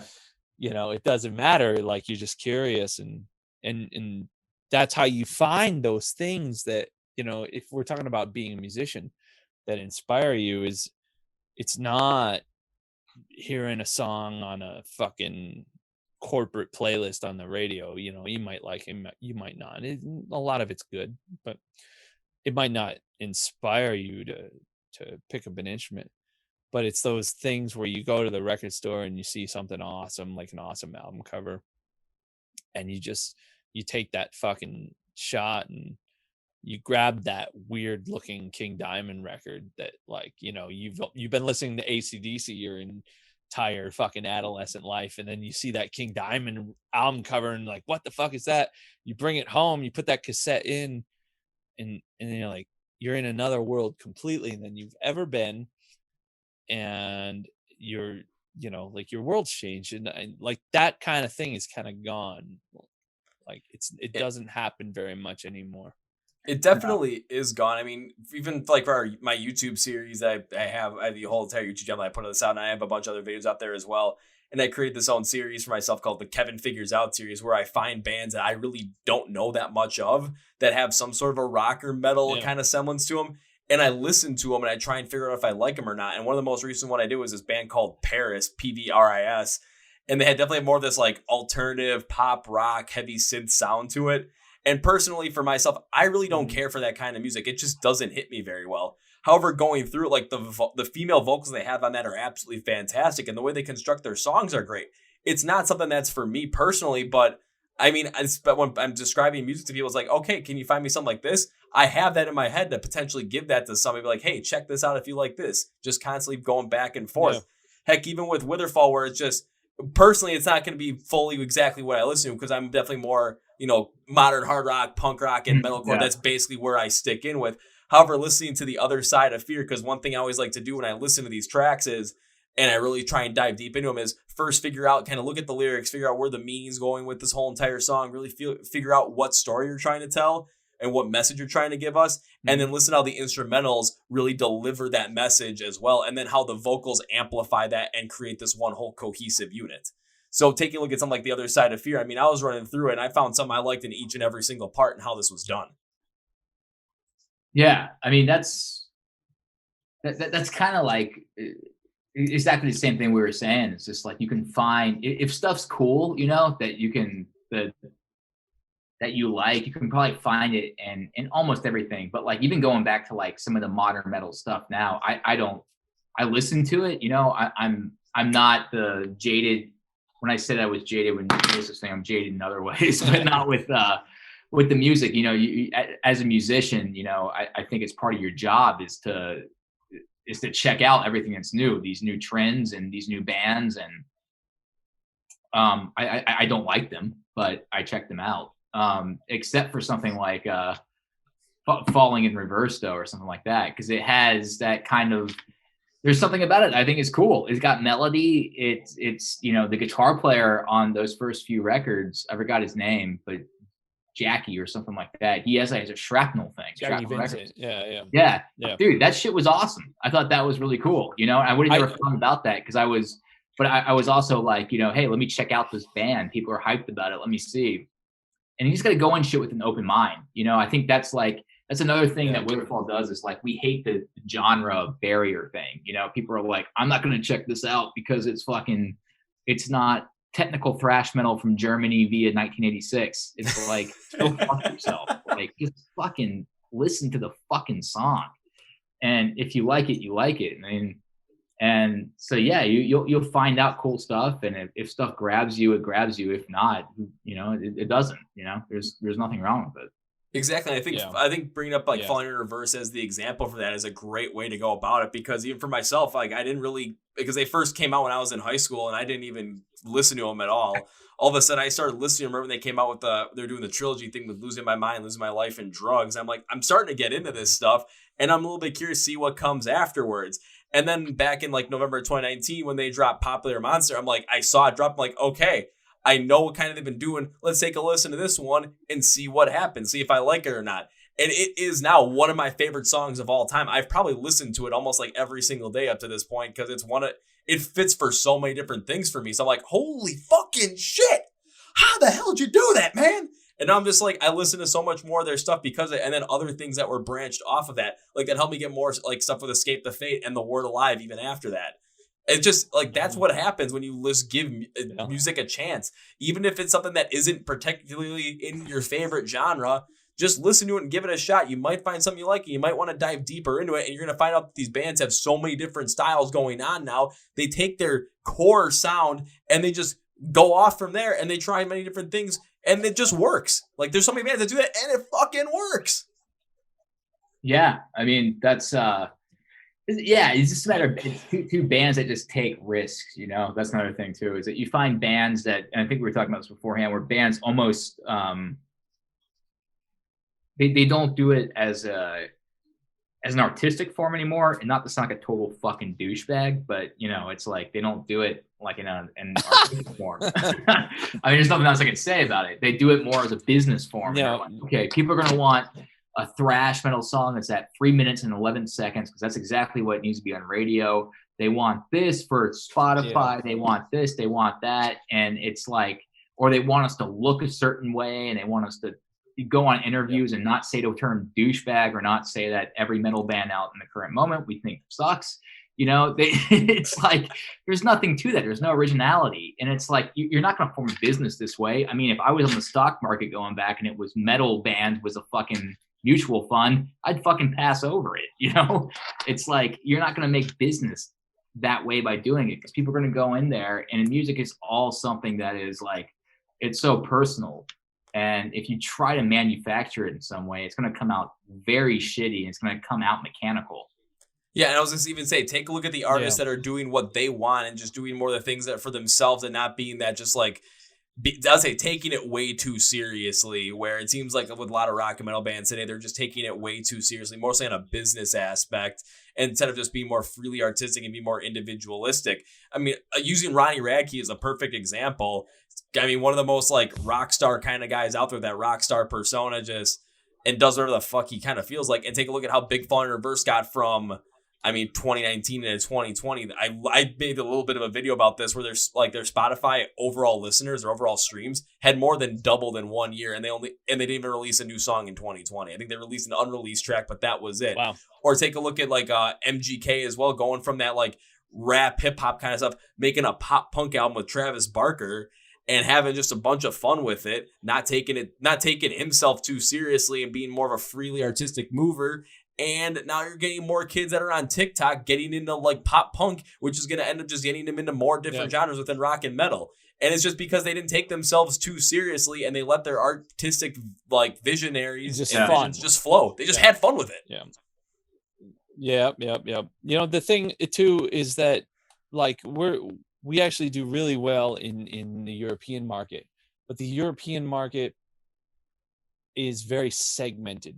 So like the European market, if you're like a specific genre, like you can do really well because there are a lot of like, I would say like cliques, like a lot of really strong subcultures. Like if you're Dungeons and Dragons power metal, like you can sell out 2,000 capacity shows like nothing, like like, but in America, like there's a more general like type of audience. Like it's much harder to crack because like people have much more, I would say, diverse interests. And you get, what are those called, those Venn diagrams where you have the circles and it's like, oh well, we're here and which, what I'm saying? So like that's where like bands find themselves, is like, well, where do I fit in this like diverse culture in America? It's very hard because it's very big, and it's very like, because it's so diverse, the attention is very hot. It's a very hot commodity, right? So like we actually, I think for us, we're less of a metal band because in America, metal is kind of seen as something that has the growling rah kind of thing, like in Europe, it's less of that, right? Metal is more of the singy kind of, you can sing along to it. But here in America, metal is seen as like, I mean, listen to any heavy metal station, like a real metal station, and you hear a lot of like death metal type vocals, right? So like most of the stuff that we do fits more in with a hard rock audience, which is much harder to reach because it's much bigger, Yeah. It's like tough America's way different. It's tough too because it's a I'm gonna go way off because we were talking about Ronnie Radke, and I'm about to say Alan Holdsworth. So like he lives down the road actually, but Alan Holdsworth. Can that be in the tagline? Witherfall talks Ronnie Radke and Alan Holdsworth. Yeah, I could put that in there. Yeah, yeah, that'd be hilarious. Well, Alan Holdsworth, who is without a doubt, I mean, one of the most creative guitar players, and I mean, just all around madman. I mean, if no one knows about him, he's a jazz fusion player and has probably the best legato ever, right? Insane. I mean insane. In his ear to these, he's very influenced by French Impressionism music, but took it to like a jazz level too, with influence by John Coltrane. He wanted a saxophone, but was given a guitar. Anyways, his stuff, he always used to say, he was like, I could never break free on the mainstream radio because my stuff was too jazzy for rock radio and too rock for jazz radio. So he was just put in this little thing, and in a way I kind of feel that with Witherfall in a sense, it's like we have some stuff where it's like, oh shit, we have these sextuplet runs, but then we have these big huge choruses, and then we have these other things that are like very much in like a metal aspect, because again we just go over the top on our influences. We don't, when we write, we're not like we're gonna write a song that's gonna be a radio tune. We just write what we want to write. So it just goes all over the place. But it's it's crazy though too, because in Europe they obviously don't really care about radio out there, which blows my mind. Metal radio doesn't exist, and out here we have Sirius. Sirius is a big one for it. What the fuck is the name of that station? Which one? Octane, Liquid Metal. Liquid Metal, yeah, Liquid Metal. Both of those, both of them are the rock ones, yeah.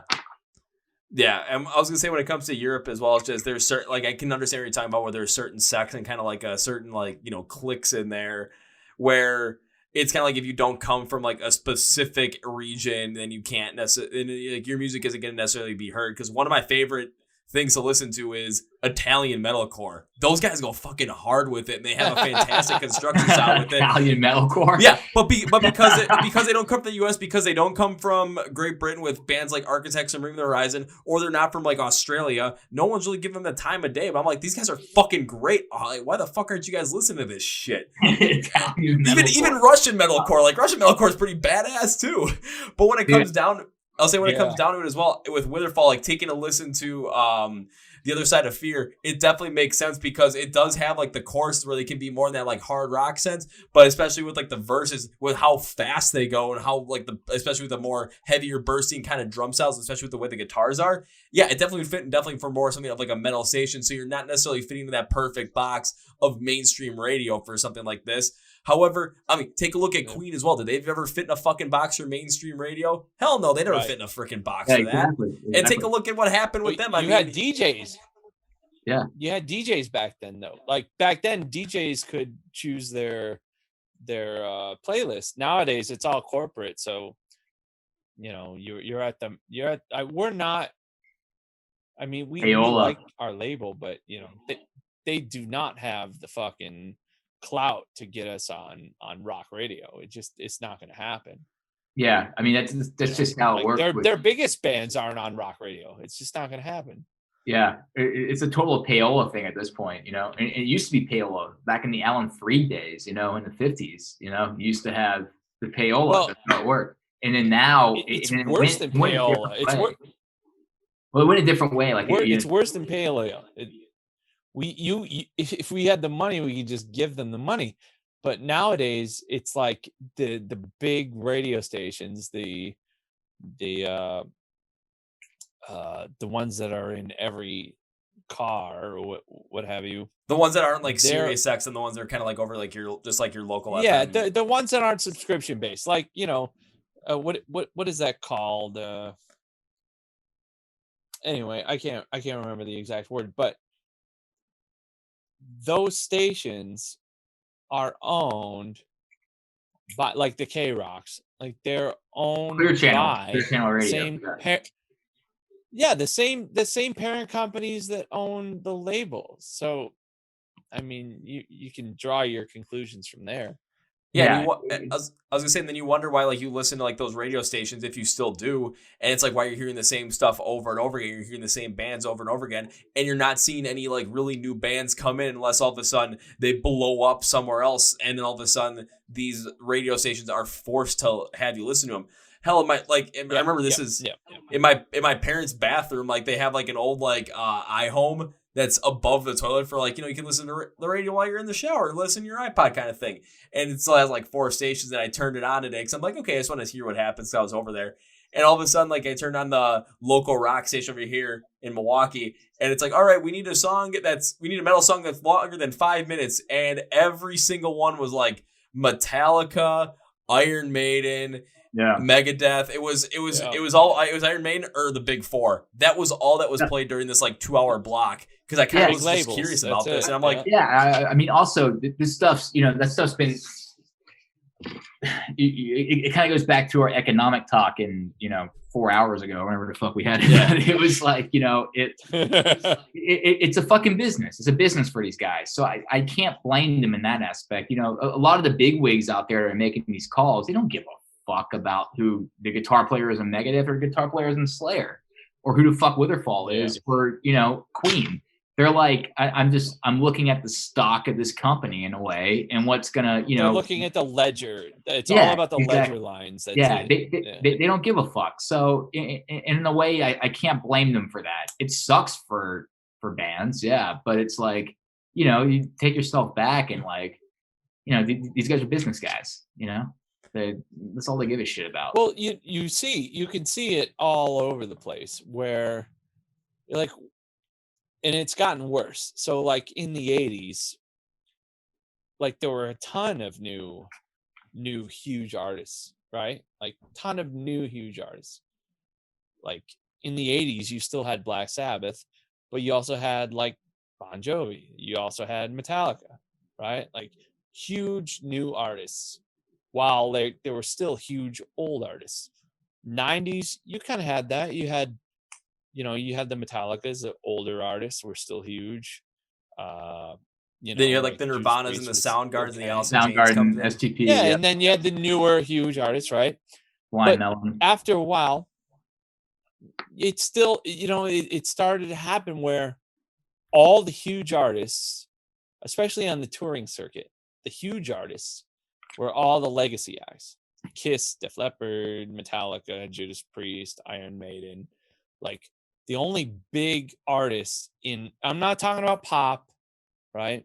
Like, because obviously there are a lot of big stadium pop artists, always. But for rock and metal, nowadays, the only big time artists are like the legacy artists. And like this genre failed to create new stars. Like it failed to create the new Metallica. It failed to create the new Iron Maiden. It failed to create the new Def Leppard. Well, if you have, okay, so let's go back to European festivals on here, on the headliners for the 3 nights. Forget Europe. I'm talking about America. America still, I'm talking about like Avenged Sevenfold. Avenged Sevenfold has become a legacy act. They will become a legacy act. They're not playing Metallica-sized venues. They're headlining those festivals, though. I mean, they're headlining those festivals. They will. I mean, Metallica wasn't playing Metallica-sized venues right now than they were. They were doing it when they were out there with Guns N' Roses in 1992, doing stadiums at the same exact time. No, you're missing the point. Metallica go and fill a 20,000 seater stadium by themselves. Nobody need to be with them. No one has taken that. That's Metallica now being a legacy act. That's after God knows how long. That's back in the 90s. 1983. No. No, during that's the wrong. 90s. You're wrong. That was with Guns N' Roses that they went and did the 20s. No, even without Guns N' Roses. No, they were never playing stadiums by themselves. I will say this, because I kind of have an idea of where you guys are going with this. So kind of take a look at it, where you take a look at like the bands that are headlining those stadium acts, those stadium tours, whatever, I mean, the arena tours, anything that's got probably, I would say, over 15,000 seaters. Or you take a look at the festivals as well, like the big ones over in Europe or even the big ones over here. And you take a look at the acts that are the absolute, like the top tier headliners. Hell, I made a video about this for like when I found out this was before the pandemic hit, when all the Danny Wimmer Presents festivals for 2020, 2 out of the 3 nights for all 5 festivals, Metallica was the headliner. So that's 66.7% of all your headliners are just gone right there because they all went to freaking Metallica. Don't get me wrong. I know Metallica's going to sell all those tickets. It makes financial sense. However, again, that's a legacy act. And then you're taking a look at all the other acts that are being those top billed acts. I mean, I'm thinking about the ones right now. There's only really 2 or 3 that I can think of that can be headlining a festival right now that were formed after the year 2000. Only like 2 or 3, and the only 2 or 3 that I can think of are Avenged Sevenfold and My Chemical Romance, because My Chemical Romance is supposed to do that with Epicenter and with Riot Fest. Otherwise, it's anybody that was before 2000. So I'm seeing a lot of Slipknot, a lot of Disturbed. Don't get me wrong, I fucking love Disturbed. Yep. Even Limp Bizkit is on there. Limp Bizkit is on there. Korn. I'm trying to think of some others. Shoot, I had it in my head too. Blink 182. There's another one. Riot Fest 2019, when I went to go see Rise Against, the headliner that night was Slayer. The headliner night before that was Blink 182. Yeah. Well, I mean, if we just take that example, that's my point, though.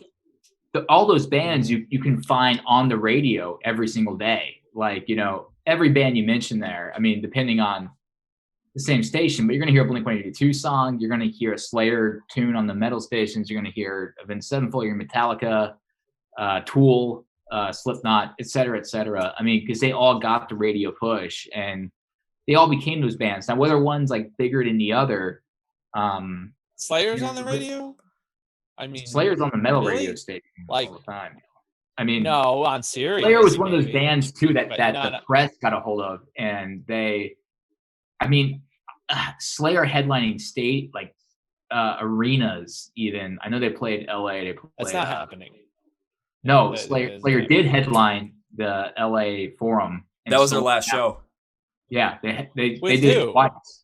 By themselves. Yeah, by themselves. They did it twice, and they sold it out. And so you have a band like Ghost, though. Let's take Ghost. Ghost was the one that came back and started doing some of these arena shows. Now, I never went to them. I don't know if they were like blocked off, like what Kiss used to do in the 80s. They would play arenas, but it would only be a 5,000 seat venue because they would throw down the fucking curtains. So Paul Stanley wouldn't flip the fuck out when he went out there, So it was like I don't know if that's what Ghost was doing, but they went out there, they were renting out and that's expensive as fuck to rent out these arenas and have the whole production and all that stuff. So they were putting a lot of money into it. Look at their album sales, man. I mean, they're doing fine. I don't think they were blocking off anything. Yeah, they might not have been. I didn't go into their shows. They have their thing down. Like those guys, I honestly like their songs. You know, like I think what they're doing is cool. I like it a hell of a lot better than all the screamo shit, like the barking stuff. Yeah, I mean, I think there's a place for both. I think that what people have to get back to is going to just not having these singles and stuff like that. Like people just got to go back and listen to a real record. You know, I think it's going to be the death to a lot of great artists if we start doing this pop aspect of releasing singles. You know, just being like, that's my thing. I'm just going to do a single and not do a record, because there's so much magic that goes on when you're doing a record. It's like a ball, you know, and a creative ball that just keeps getting spun and spun. And if you're just like, well, I'm just here to write a single, that's it. But Jake, that's the thing. Like you're right, but you're missing that's if people write records. Like, yeah, like, but do you want these half-ass fucking losers to like start trying to write records when they? I don't care. I'm not paying for them. What the fuck they're doing? Yeah, I don't give a fuck. Yeah. I was gonna for it. I was gonna say, that is, I mean, I definitely would hope that people would go back to doing the album thing. However, I don't think that's going to end up happening, just because the way that the internet, the way that culture is being driven, the way that the more popular music styles of today are being driven, so that when those people that actually have the more money to really like, you know, finance a lot of these things or buy a lot of these things, when they get in like their 20s and 30s, they're going to be so used to just singles being pumped in their faces and streaming that they're not going to end up wanting to go and do that like listening experience and that ritual that we've always done. And going back to something that we were talking about a little bit before with Joseph, and it's like you take a look at all those bands that are headlining the festivals with rock and metal or headlining those massive tours. Why we've really like failed to create that, you know, that next generation of great rock and metal acts that are going to become those legacy acts. I mean, who's going to end up taking that mantle? And it's like, you think about who would end up taking that mantle, and these bands that are going to end up doing that are going to be like 20 years old by the time that happens, with bands like Bring Me the Horizon, maybe A Day to Remember. But then after that point, it's like all of a sudden you're seeing all these acts. And I mean, if I see them in an arena tour for some reason, they're always going to be like the opener or like number two. They're never going to be those like massive bands right now. And it absolutely sucks. Don't get me wrong. I love going to see them at like those like ballrooms or concert venues, because a little more close, a little more intimate, no seating. So you're end up smashing into people, having a great time no matter what.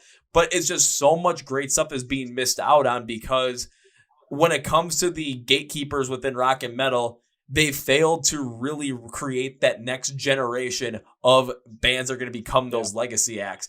We've skipped a generation or two of those already. Yeah. Well, you know what happened though too is it's like Ruth Bader Ginsburg. She overstayed her welcome. These are what happens with all these bigger bands now. They've overstayed their welcome. They needed to pass the torch sooner. And instead they're going to become dinosaur acts. They're going to be parodies of themselves and them fucking themselves over and their legacy and all the other bands. They should have left a long time ago. It's time to pass the torch.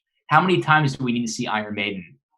I mean, seriously, like, been there, done that. Move on, get out, you know? They're done. Yeah, it's like I mean, one thing I'd love to see is just like, you know, just really trying to kind of get back into more of that style.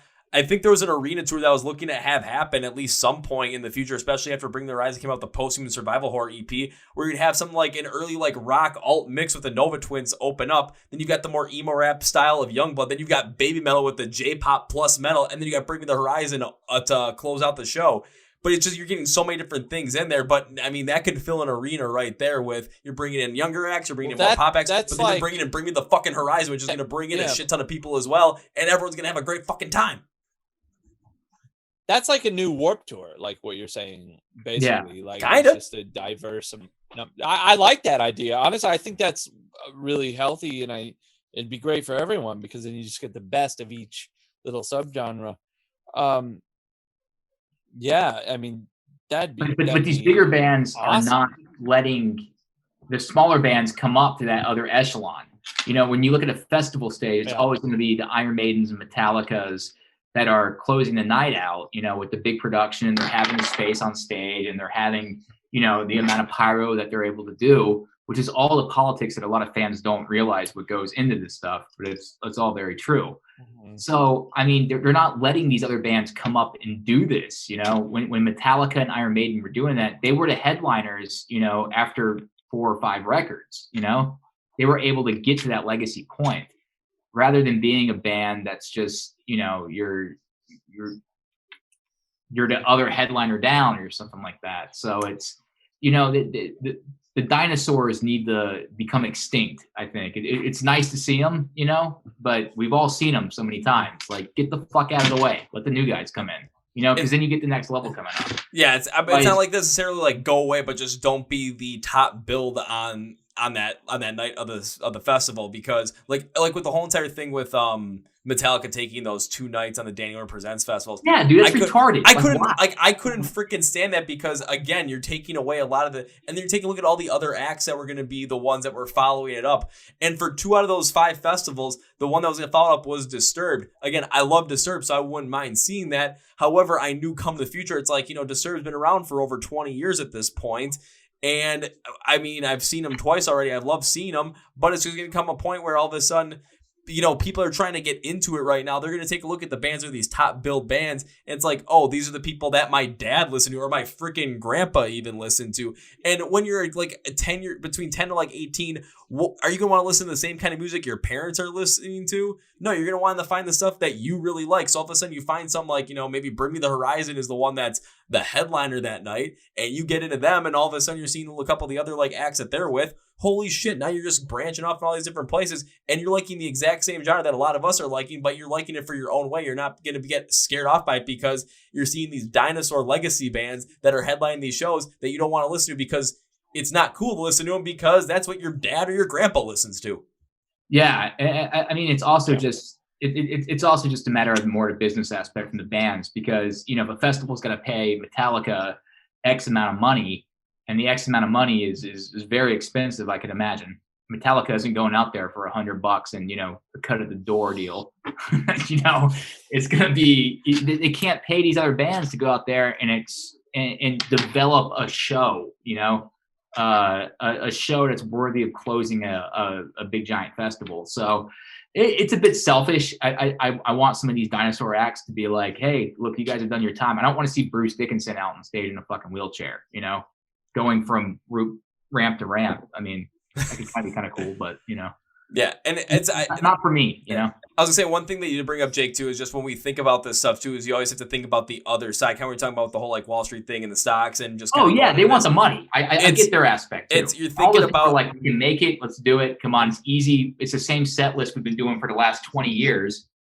Yeah, like with Danny Orr Presents festivals, the 2 Metallica acts. Yeah, you're gonna get people to show up for both sets because they love Metallica, or you're gonna get people to show up for Friday or Sunday, but you're gonna get a lot of different people to show up at that same point as well. You're gonna get a lot of money coming in the door, and you get a lot of money for your festival. Again, I get it. It makes a lot of sense from a financial standpoint. However, just where it's becoming a huge issue is just the fact that we're not, especially more the gatekeepers of there and the more of the, influential kind of side of things, maybe record labels, maybe the people that put on these festivals, just people with money, whatever it might be.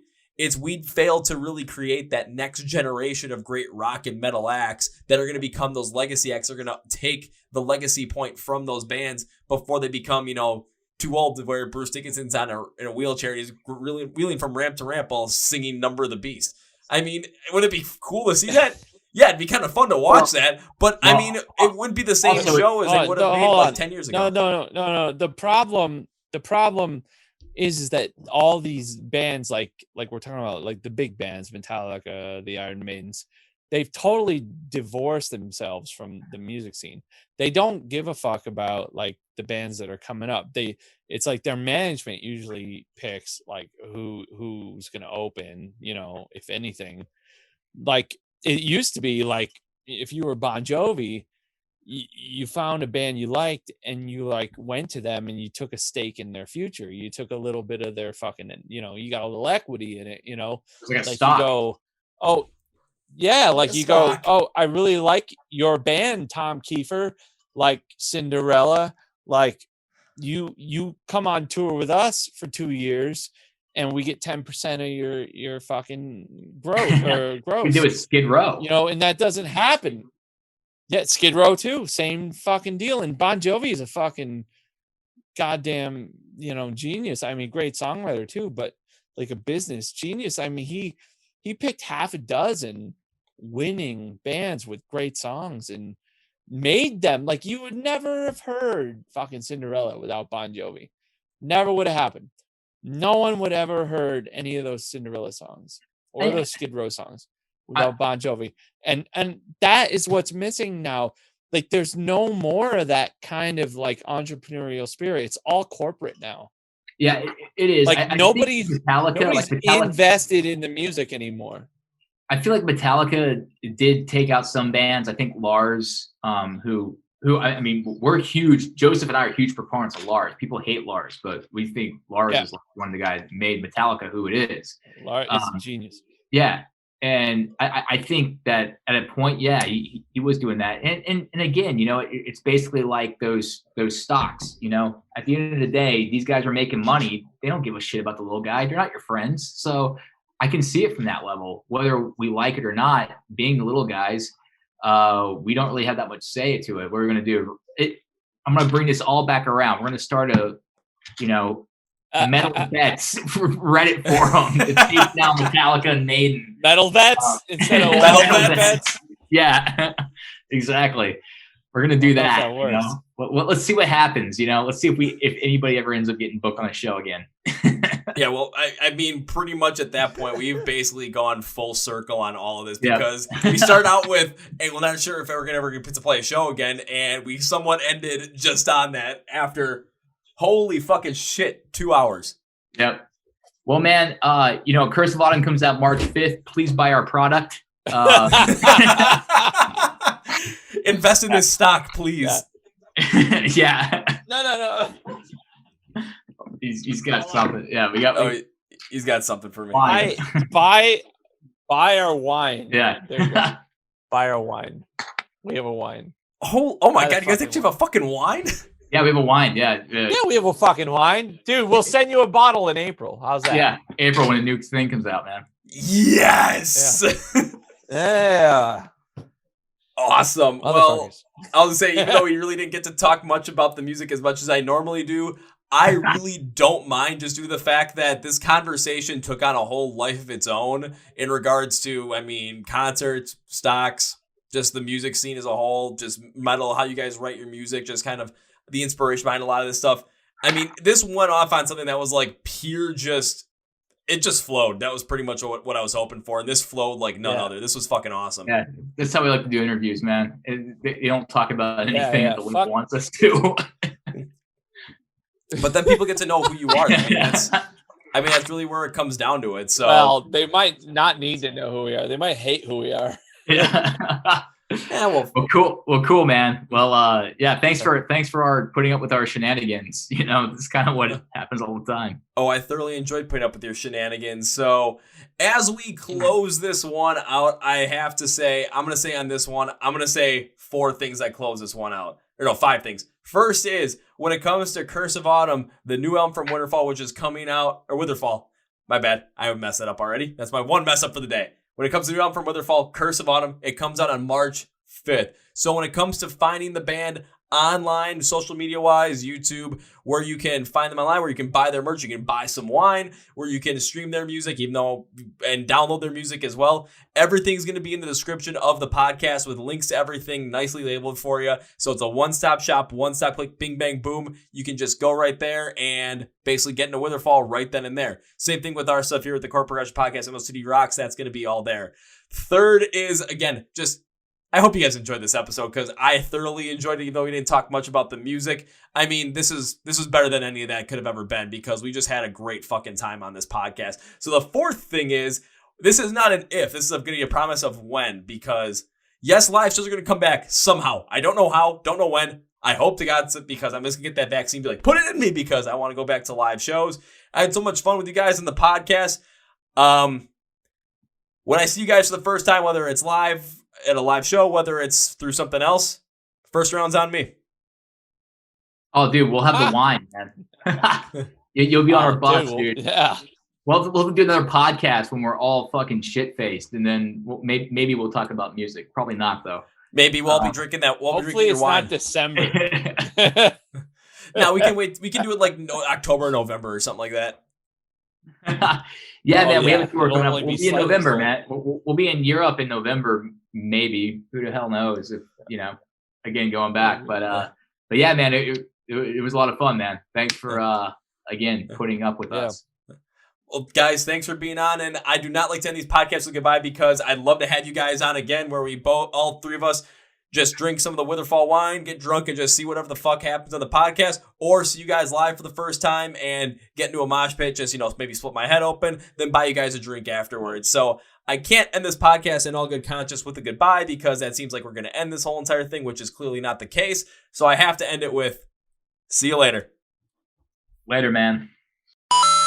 Well, folks, that was my interview with the guys known as Joseph and Jake from the band Witherfall. And again, when it comes out to their brand new album, Curse of Autumn, coming out on March 5th, 2021, aka if you're listening on the day it comes out, it'll be tomorrow. But if you're not listening on the day this comes out, then it will be already out. So again, links in the description below for all this stuff. And I hope you really guys really enjoyed this episode because this was an episode where I did not know that this was going to go like this. But I am so glad that it did because this is just something where the conversation was absolutely fantastic and you really get a lot of different insightfulness when it comes to different things with the music industry, when it comes to just kind of think about things in different perspectives as well. And just, let's get back to concerts, guys. So on that note, that's going to be for me today, guys. Thank you for watching and listening to the Chord Progression Podcast by MSOD Rocks or Rock and Metal Thrive. My name is Kevin, and you guys know how I end every single one of the big, healthy, and hearty. See ya! Yeah!